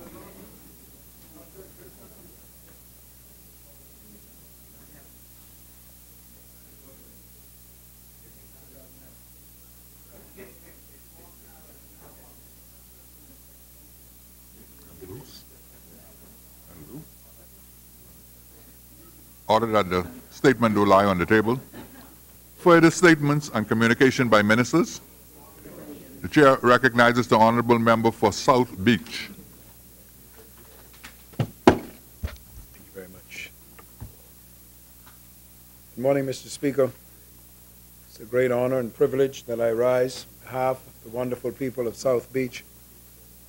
The privilege they afforded me to serve as the representative in this honorable House of Assembly. It is my great honor and distinction to serve at the pleasure of the member for Kalani, Prime Minister, in the capacity as the Minister of Education. Mr. Speaker, it was in that capacity that I was invited to and did attend as the chair of the Inter-American Committee on Education for the Organization for American States, their regional seminar last week, Tuesday through Friday, April 2nd through 6th in Panama City. I was accompanied by a number of Ministry of Education team executives who attended a seminar entitled Strengthening the Teaching Profession. And as the keynote speaker, sir, I was asked to present on the subject strengthening cooperation and building partnerships in strengthening the teaching profession. Our team consisted of Undersecretary Ms. Sarethia Clark, Assistant Director of Education Mrs. Michelle Sears, and Mrs. Legia Burrows, who is the Senior Education Officer responsible for the preschool division at the ministry. Of the 26 countries represented, sir, at this conference, ministers primarily, but other senior executives of their respective ministries. They were also joined by policymakers and other stakeholders from OAS member states, as well as international experts from governmental, multilateral, and private sector countries, members who came to discuss and to seek to find ways of engaging and remediating the many challenges, and to do so by way of policies and practices, in particular with respect to upgrading, enhancing, and refashioning the teaching profession. As I stated earlier, Mr. Speaker, the Bahamas serves as the chair of the Inter-American Committee on Education, and as a consequence, sir, in this region and around the world, we have the privilege of chairing and conducting these many conferences on behalf and through the auspices of the Organization of American States, the Commonwealth Secretariat, the Inter-American Development Bank, and the United Nations Educational, Scientific, and Cultural Organization known as UNESCO. At this conference, Mr. Speaker, the countries agreed that the OAS and our member states must play a key role in ensuring that we achieve the 2030 Sustainable Development Goals, and in particular the goal that involves education, the SDG number 4. These goals were formulated in 2015 at a United Nations General Assembly, where the Assembly adopted global objectives designed to eradicate poverty, protect the planet, and ensure prosperity for all as part of a new Sustainable Development Agenda with a time frame of 15 years, sir. These many countries in this region came to the Bahamas in February of 2017 at a ministerial conference where we decided at that time to formulate an inter-American agenda and to also to create the pathway for the achievement of these very noble and easily, well, certainly achievable goals. 27 member states came to this conference here in the Bahamas. And at the time, sir, the Assistant Secretary General for Policy Coordination and Interagency Affairs of the United Nations, Mr. Thomas Gass, encouraged member states to do whatever it is necessary within their means to achieve these very important objectives. This SDG 4, Sustainable Development Goal 4, states, Mr. Speaker, that we are to ensure equal access for all women and men to affordable, quality, technical, vocational, and tertiary education, and including university, and to promote lifelong learning. And some of the sub-objectives in that, I don't want to say all of them, but in the particular case with respect to this conference, and most particularly with regard to the agenda of this government, is to, by 2030, ensure that all girls and boys have access to quality early childhood development education, early childhood care, and pre-primary education so that they are ready for primary education. Also to ensure, Mr. Speaker, that by 2030 there would be a substantial increase in the supply of qualified teachers enabled through international cooperation for teacher training in developing countries, especially least developing countries, and more especially small island developing states. It was in Panama City in 2015 that the ministers of education, sir, decided through their agenda to develop horizontal cooperation actions that would strengthen the efforts of member states. That agenda, as I said earlier, was endorsed by our own ministerial meeting held here in the Bahamas.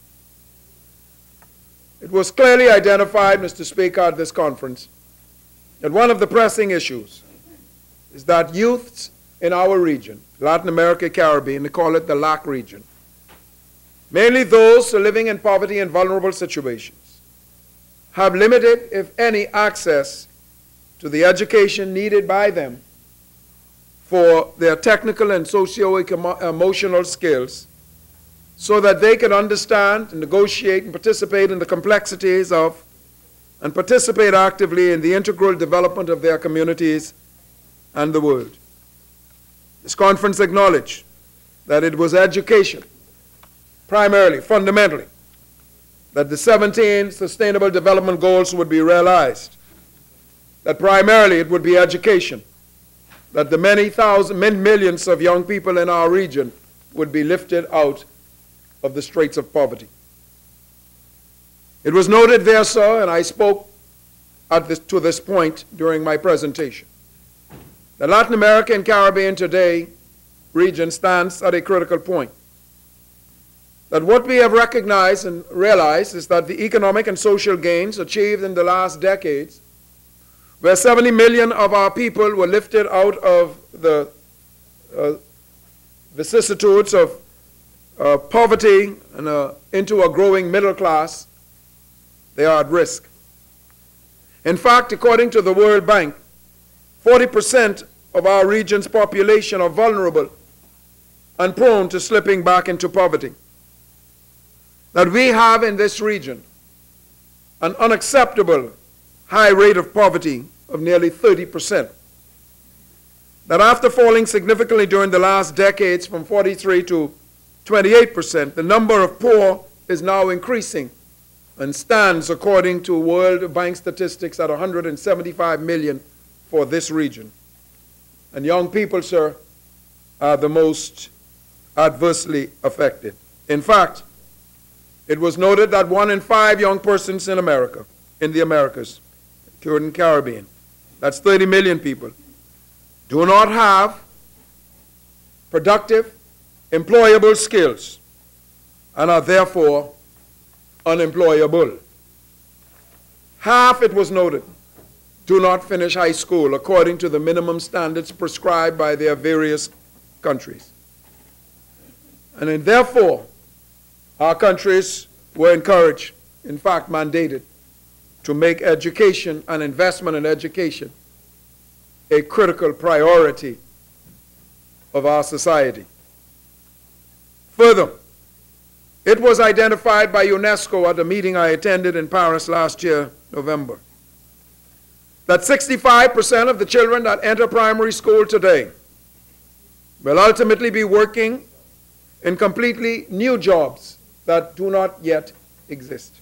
In fact, old jobs will look radically different in the workplaces that will be transformed by technology, changing demographics and globalization. And therefore, ministries of education must ensure that our young people, in particular, those that are in the pre-primary ages of 3, 4, and 5, have access to high quality, inclusive, and equitable education.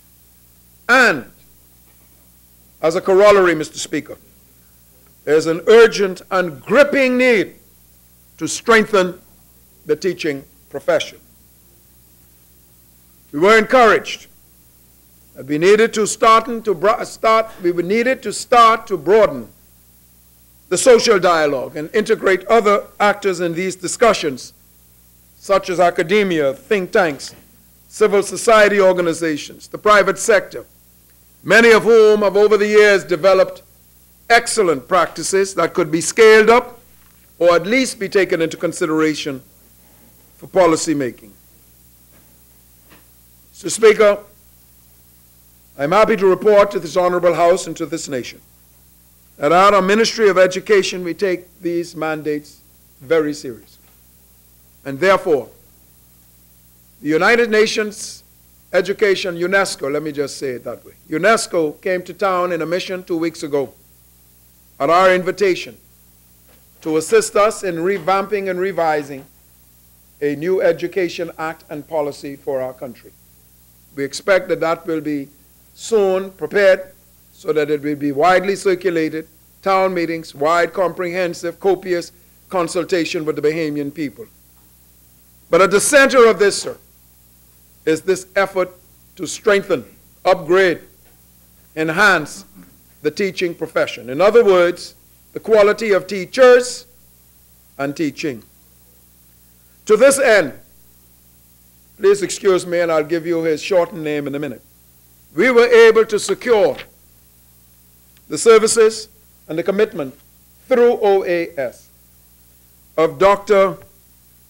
Pananabdam, I didn't curse, Pananabdam Seshaya, who is an associate dean at George Mason University in Washington, who is commonly known by the name Dr. Padu, who will come to the Bahamas in mid-May to begin training our teachers, first cohort of 40 teachers, sir, on this subject, enhancing pedagogical practices through an integrated approach to teaching to improve student learning.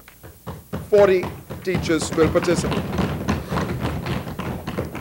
This is going to be revolutionary in the sense, Mr. Speaker, that these teachers will be trained in a new methodology and modality of teaching, where the teacher is no longer standing in the front of the classroom just providing information, but rather that the teacher now becomes a co-producer of data. Interesting. And that the facilitation of learning is one through learning by doing, experiential learning, inquiry-based learning, and active learning inside and outside of the classroom, Mr. Speaker. It's a change in thinking. Completely. If you look into our classrooms in the Ministry of in the preschool classrooms in the Ministry of Education, you will see them at desks, little circular desks, sitting down in little groups. And they are working on various projects while the teacher and the aides are facilitating their understanding of what they are doing. Not at a blackboard writing notes, and they're sitting down writing notes. It's called project-based learning. You will notice, Mr. Speaker, that Finland, beginning in 2015, began an experiment where they eliminated subject-based learning. In other words, their institutions now do not teach math, English, history, social studies anymore. They learn by issues which incorporate these various subjects in it. And the description was given of this, Mr. Speaker. When a child goes to the food store, a variety of experiences is engaged. Dealing with understanding prices, negotiating spaces, dealing with other persons, having to utilize economics and finances within that little experience, and so others in their life's experience. And so that school then has to teach them how to be this kind of citizen. Because the child will always ask, what does this quadratic equation have to do with my life? And very seldomly, usually we are unable to answer that. So in our particular context, Mr. Speaker, the Mabel Walker Professional Development Institute, under this administration now, has been re-resourced with greater and more insistent institutional upgrade presently underway. And the aim and objective, sir, is that all of our teachers will be retrained in the new modality of educational delivery. Thank you, sir.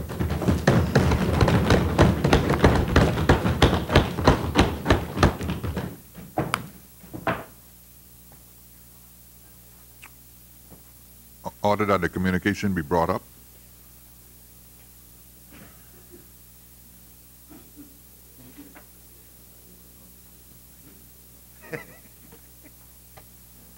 Thank you very much.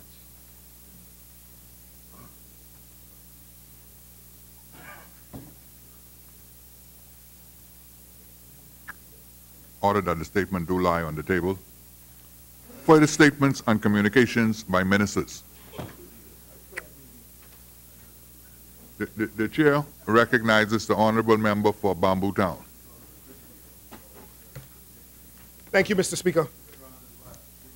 Mr. Speaker, I am pleased today to bring to Parliament a communication concerning the 35th Food and Agricultural Organization Regional Conference for Latin America and the Caribbean in Montego Bay, Jamaica, which I attended over the period the 5th through the 8th of March this year. Mr. Speaker, I led a delegation to the meeting accompanied by Her Excellency Ms. Verne Grant, the Bahamas Ambassador to FAO, Mr. Gregory Raming, Acting Director of Agriculture, and Ms. Delarice Grant, the Bahamas FAO Correspondent. The purpose of the meeting was to assemble member countries of the region to discuss pertinent issues, review current programs, and budgetary matters. I participated in a panel discussion which elucidated the efforts being made by the Bahamas to eliminate hunger and eradicate malnutrition. I took the opportunity to note, Mr. Speaker, that the Bahamas, like the rest of the region, is facing increasing rates in obesity and non-communicable diseases, and shared some of the policies and strategies to mitigate the same. Particularly, I discussed the newly launched food and nutrition security policy, which is making its way through the approval process, the stimulation of the poultry industry, the newly adopted FAO agroecology project, which will build capacity in small ruminant, which is sheep and goats, sector, the ongoing FAO's school feeding project, the proposed sin tax on selected items, and the review of our current bread basket items, as was mentioned earlier by the Minister of Health.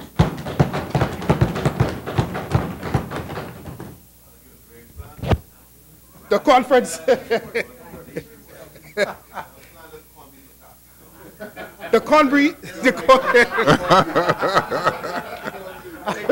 was going to say the corned beef. We can make an amendment to that. The conference highlighted 3 priority areas, and Mr. Speaker, I will summarily discuss each for this House. The first was ending hunger and eradicating all forms of malnutrition in Latin America and the Caribbean. Member states considered why it is most important for the region to move towards sustainable agriculture and rural development that is resilient to climate change as a means to delivering this goal. The urgency to increase energy security, investment in infrastructure, and an increase in the use of technology were all cited as integral components to our strategy. The conference acknowledged that progress was made in the past. Unfortunately, however, countries are now facing greater food insecurity, increased rates of obesity, and hence non-communicable diseases are on the rise. FAO's support was acknowledged, but member states urged greater support. They urge FAO to assist countries to develop policies to reduce hunger, poverty, and the vulnerability to climate change in the context of the 2030 Agenda for Sustainable Development and the CELAC Plan for Food Security. And, Mr. Speaker, to assist governments in collaboration with other UN agencies to improve food policies to achieve sustainable progress in food security and nutrition to all, especially our most vulnerable groups. The second priority area was moving towards a transformative agenda for sustainable rural development. The conference noted that poverty and inequality are still prevalent in rural areas and stressed the economic, social, and cultural value of family farming. To this end, the UN Decade of Family Farming, which is 2019 through 2028, was adopted. Member states was recommended also, in addition to the Family Farming Decade, that the FAO supports government to develop and strengthen integrated strategies for eradicating rural poverty and improving social protection with economic inclusion, ensuring the inclusion of all vulnerable groups. Member states urge FAO to assist government to address the causes of migration from rural areas due to poverty, food insecurity, or limited opportunities. Member states urge FAO to support the role of fisheries and aquaculture as it relates to poverty elimination and food insecurity, and to encourage knowledge exchange for innovation in agriculture, including agroecology and the introduction of biotechnology. The third but equally important priority item was that of climate change, resilient, and sustainable agriculture. It was agreed that member states needed to strengthen cooperation and coordination for the conservation and the sustainable use of biodiversity in agriculture. It was also agreed that member states develop climate change adaptation and mitigation measures. And to that end, the government of Mexico agreed to assist FAO to strengthen the capacity of the same for Caribbean SIDS members. Mexico did this, Mr. Speaker, in order to help us access climate change financing. And member states also made recommendations to FAO in that regard to support governments to strengthen and prepare national, regional, and global programs and initiatives related to sustainable use of biodiversity, natural resources, the adaptation and mitigation of climate change, and disaster risk management for agriculture and the fisheries sector. FAO member states, Mr. Speaker, encouraged FAO to assist countries to implement the 2030 ASDs as it relates to disaster and preparation and implementation of nationally determined contributions and national adaptation plans as it relates to disasters. FAO was also asked to assist governments to access global climate and environmental funding through developing capacities and facilitating international cooperation, and support the expansion and implementation of a regional blue growth initiative for food security. Mr. Speaker, the Director General, Mr. Jose Graziano da Silva, met with ministers from the Caribbean region and addressed the concerns for our greater representation.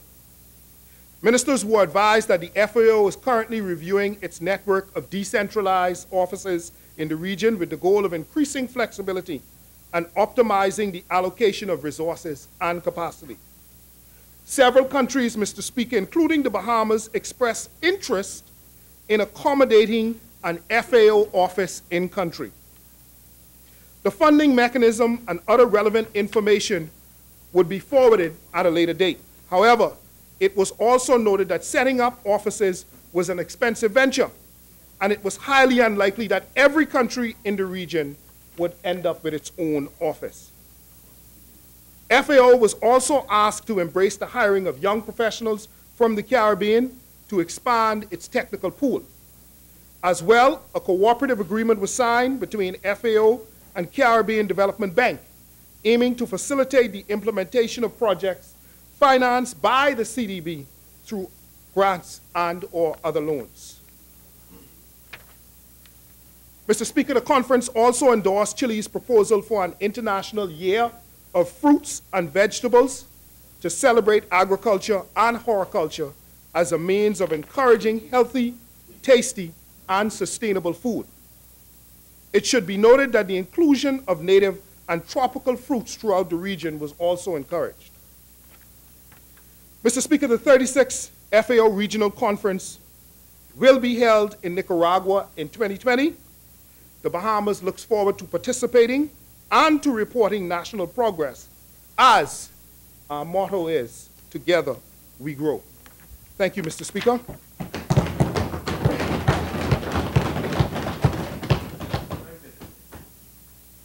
Order that the statement be brought up.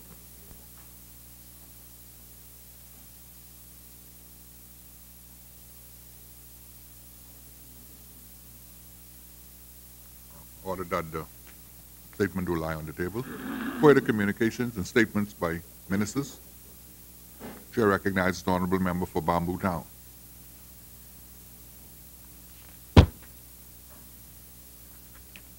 Mr. Speaker, in addition, I'm pleased to advise this honorable House that my ministry will host the National Agricultural, Agrobusiness, and Marine Resource Expo from the 13th through the 15th of April 2018. That's this Friday through Sunday.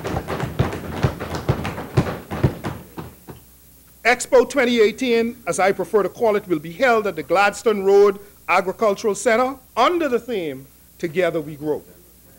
The goal of Expo 2018 remains the same as in previous years, which is to expose our nation's farmers, processors, agro-business persons, craftsmen, artisan, and marine business persons to the consuming public, while at the same time educating our population on the opportunities that exist in farming and fishing in our country. Mr. Speaker, we have come a long way since the very first Expo many, many years ago. Today, we are motivated by seeing what is needed, what is wanted, and indeed, what is possible. Our country spends far too much on food imports as we produce too little of what we consume. The mandate of this ministry and the mission given to me by the Prime Minister and the manifesto of our government is to change that balance to the positive in favor of the Bahamian people. Mr. Speaker, while some may view this goal as unachievable, pie in the sky, and idealistic, I fervently believe that it is attainable and will be realized within the not too distant future in our country. Expo 2018, Mr. Speaker, will connect farmers, fishermen, and processors to educators, to markets, and to each other.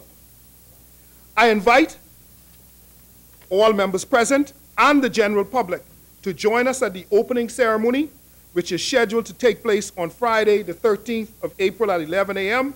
on the grounds of the Gladstone Road Agricultural Center, and the Deputy Prime Minister will be giving the keynote address. The ceremony will include dynamic talent entertainers who are our very own. Mr. Speaker, the organizing committee for this event comprised of professionals from my ministry, BAIC, BAMSI, and the Departments of Agriculture and Marine Resource, as well as the Ministry of Tourism, Works, and Education, and representatives of the farming community. They have done a marvelous job in getting the showcase ready, and I take this opportunity to commend them for their efforts thus far.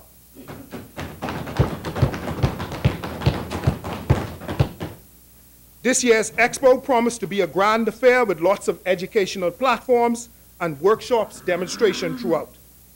Some of the presentations, Mr. Speaker, will include honey production, manufacturing of fruit preserves, bottling of tamarind sauce, operating a successful farming business, manufacturing yogurt, broiler and table egg production, canning tomatoes, and many, many more. Mr. Speaker, also worthy of mention for the first time, we will have a plant diagnostic clinic spearheaded by the Caribbean Agricultural Research Development Institute, CARDI, which will be made available where farmers can receive free diagnostics for their plants and recommended treatment. However, Mr. Speaker, certain guidelines apply. For example, all samples must be bought in a Ziploc bag.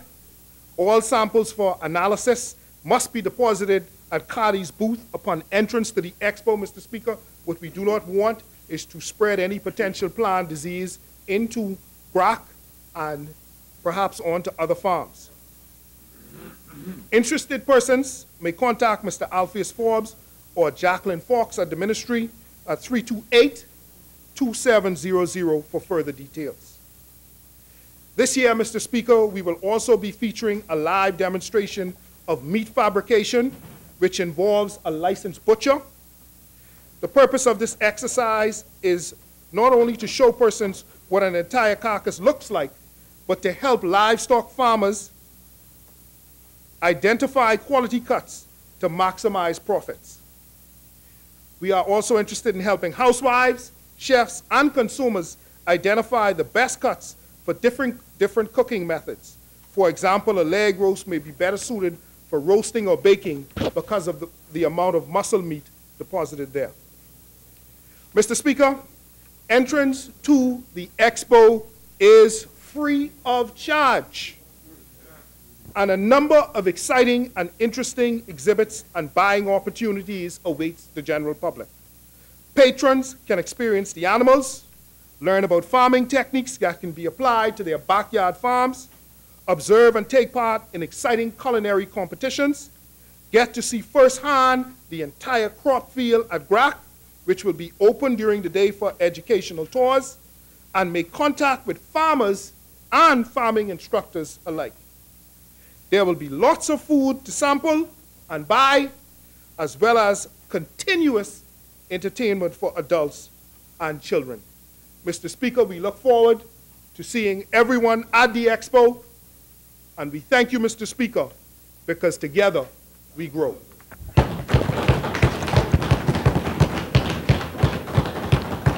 Order that the communication be brought up.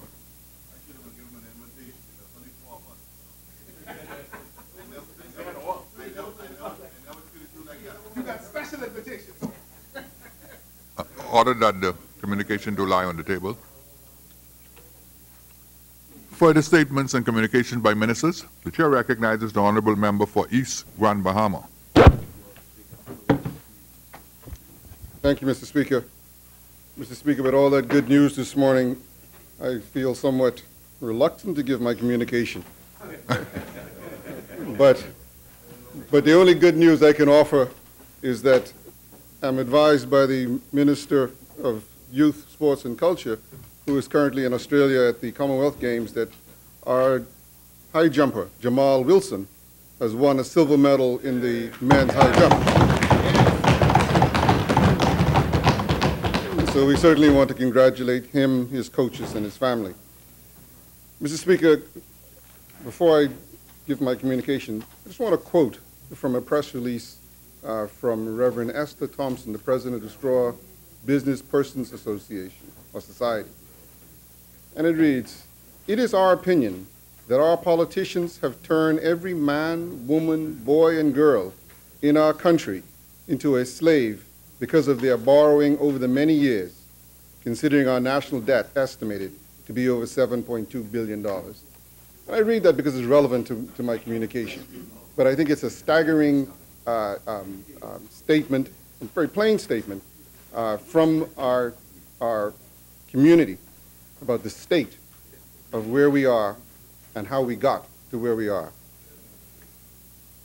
Mr. Speaker, in comments attributed to the leader of the opposition, on two separate occasions, the member publicly questioned the information provided to this House by the Ministry of Finance, with the latest statement appearing in the Nassau Guardian dated Monday, April 9th, 2018, where he went on to imply that this minister had attempted to change the way the central bank reported, and I quote, attempted to change the way the central bank reports its macroeconomic information, the way the Department of Statistics calculates its data, and the way in which the Ministry of Finance accounts for its disbursements and receipts.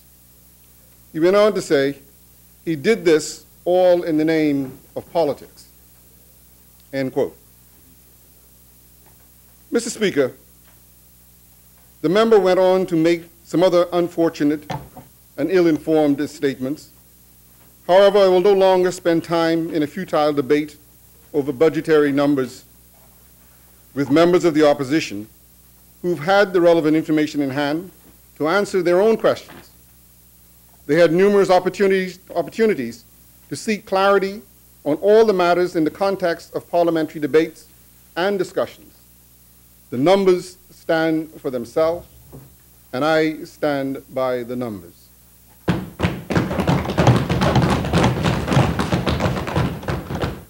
I will correct the record on comments made about the government's activities with respect to the central bank, the Department of Statistics, and the government's accounting systems, however.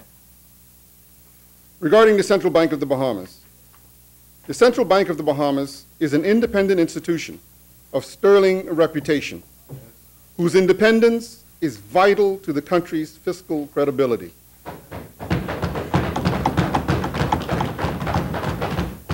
While the governor of the central bank can adequately speak for the bank, on behalf of the government, I can say without reservation that this administration has not and will not ever seek to interject any political interference into the operations of the central bank.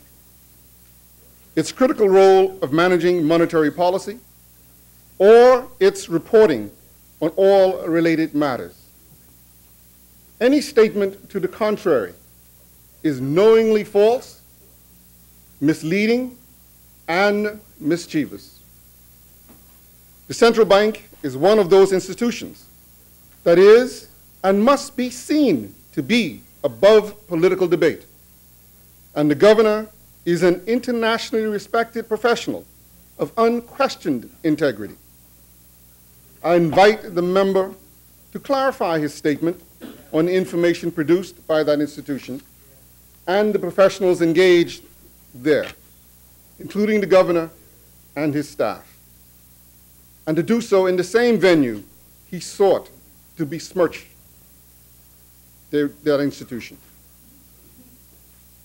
Regarding the Department of Statistics, the public comments regarding the Department of Statistics are equally false and damaging.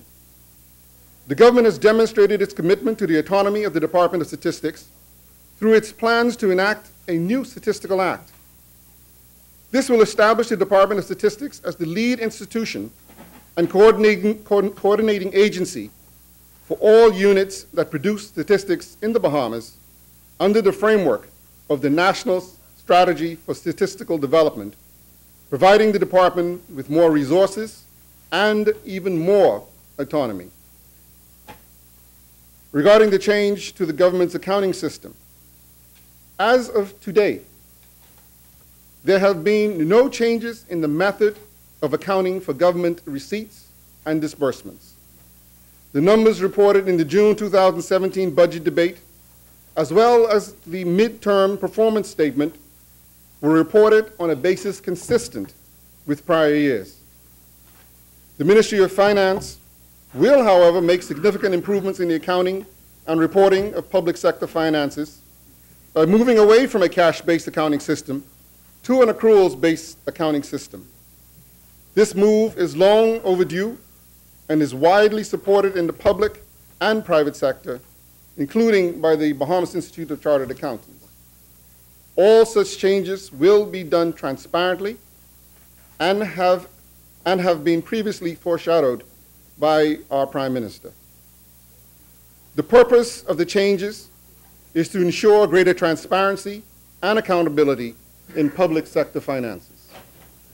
These changes will be done consistent with international public sector accounting standards, as well as other leading global protocols for the reporting of fiscal matters. Mr. Speaker, I trust that having given this information, the member for Cat Island, Rum Cay, and San Salvador will do the right thing and apologize to the institutions whose reputations and integrity he has willfully sought to put into question by his unfounded, unsubstantiated, and unfortunate political allegations. Mr. Speaker, we must find a way to elevate the debate around the delicate fiscal state of our country, much of which is attributed to the last 5 years prior to this administration. These statements unfortunately help to erode the confidence of our people, as well as investors, bondholders, multilateral and rating agencies, and does a disservice to our nation's future. And for the sake of Engliston, who's speaking from her chair, you have never heard me speak to the reputation of the central bank or the Department of Statistics. These are sacrosanct. Because the fact of the matter is that if you can erode the confidence that individuals have in these institutions, forget the Ministry of Finance and the professionals there that you have also sought to insult. But those two institutions are hallmarks that underpin the data that we present internationally.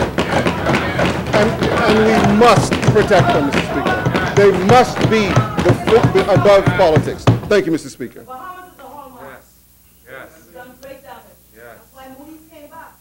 Order that the communication be brought up.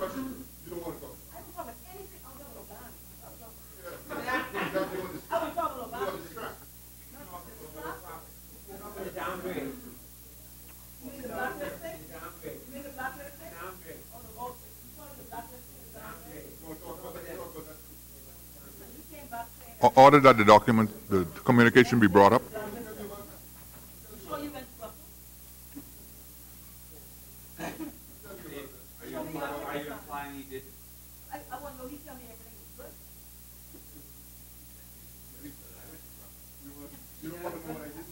Order that the communication to lie on the table.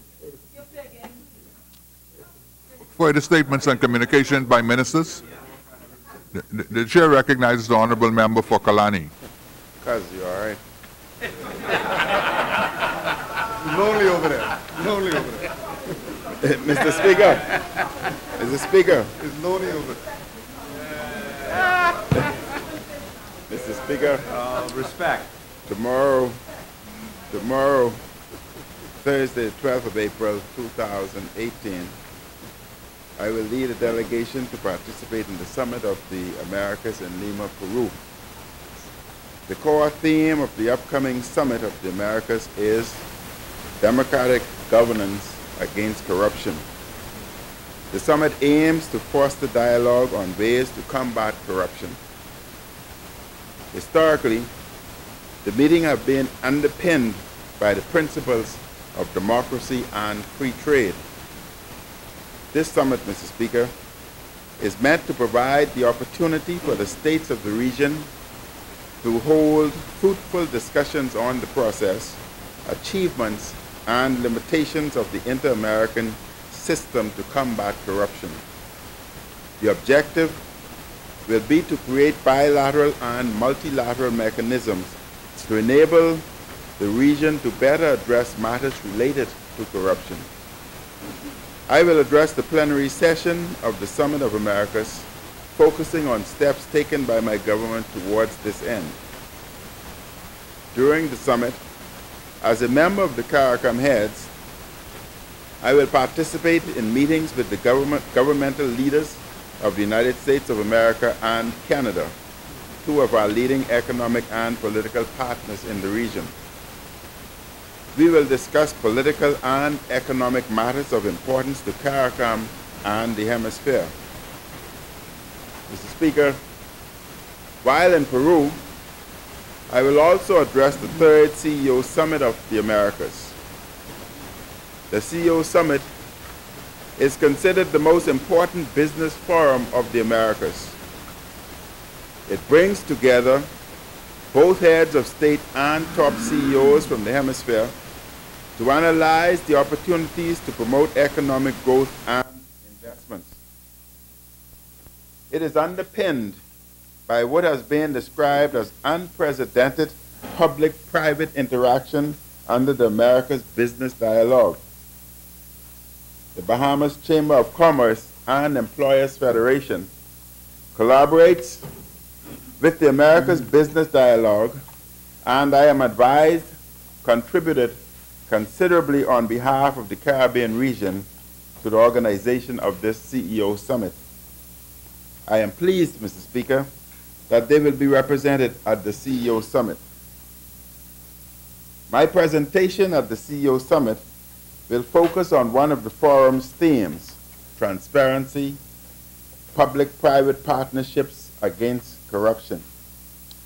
I will identify steps taken by my government to address corruption, and I will offer similar recommendations to my colleague regional leaders.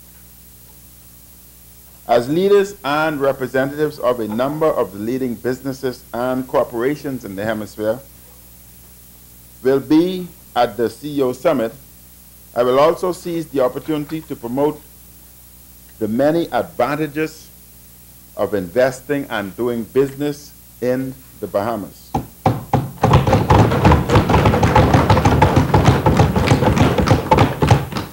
Mr. Speaker, following the Summit of the Americas, I will participate in the 25th Commonwealth Heads of Government meeting, SHOGM, in London, England, from the 16th to the 20th of April 2018. This year's SHOGM will center on creating a common future amongst the 53 countries comprising the Commonwealth. The main objective is that policies and decisions of Commonwealth leaders will foster a fairer, more prosperous, sustainable, and secure future. Mr. Speaker, I will also participate in the Commonwealth Business Forum, which brings together government leaders in SHOGM and trade, industry, and investment leaders. I will promote the many investment opportunities in the Bahamas, including accessing modern financial services in the Bahamas. I will have considerable support in this regard from our private sector. Executives of the Bahamas Chamber of Commerce and Employers Federation, as well as a co-chair of the National Economic Advisory Committee, will be participating in the Business Forum. Mr. Speaker, while in London, I will meet with the architects of the concepts of the delivery unit established in my office. The delivery unit is being designed to increase the government's capacity to monitor and implement key projects and initiatives. It will use data-driven performance management and allow us to measure what has not regularly been measured. It will provide real-time, indisputable view of performance. Mr. Speaker, my mission for the upcoming meetings is to foster a brighter future for the Bahamian people, inclusive of boosting economic growth, jobs, and opportunities. I will provide a full report of our meetings at the Summit of Americas and SHOGM after returning home. Mr. Speaker, I want to conclude by informing my students at the Gambia Primary, who for the past 10+ years have been celebrating my birthday with me on the 16th of April, that I would not be here for the first time in about 10+ years. I will not be here on Monday, the 16th of April, to celebrate with my birthday with Gambia Primary. But be assured, the following week, the 23rd of April, the Monday after the 16th, so my birthday is being delayed for the 23rd. So I will celebrate, Mr. Speaker, on the 23rd with Gambia Primary upon my return. Thank you very much, Mr. Speaker. Order that the communication be brought up.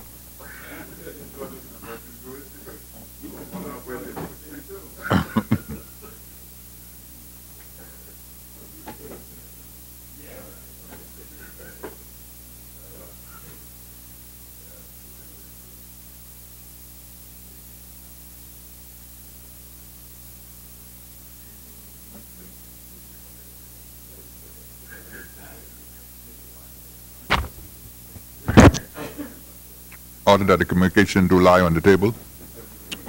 Further statement and communications by ministers. The chair recognizes the honorable member for Bamboo Town. Mr. Speaker, there are no more communications, and I do move at this time that the House suspends until 10 a.m. Wednesday, April 18th, 2018. Second. It's been moved and seconded that the business of the House do suspend until 10 a.m., 18th of April, 2018. As many as are in favor will remain seated. Those who oppose will rise. The business of the House stands suspended until 10 a.m., 18th of April, 2018.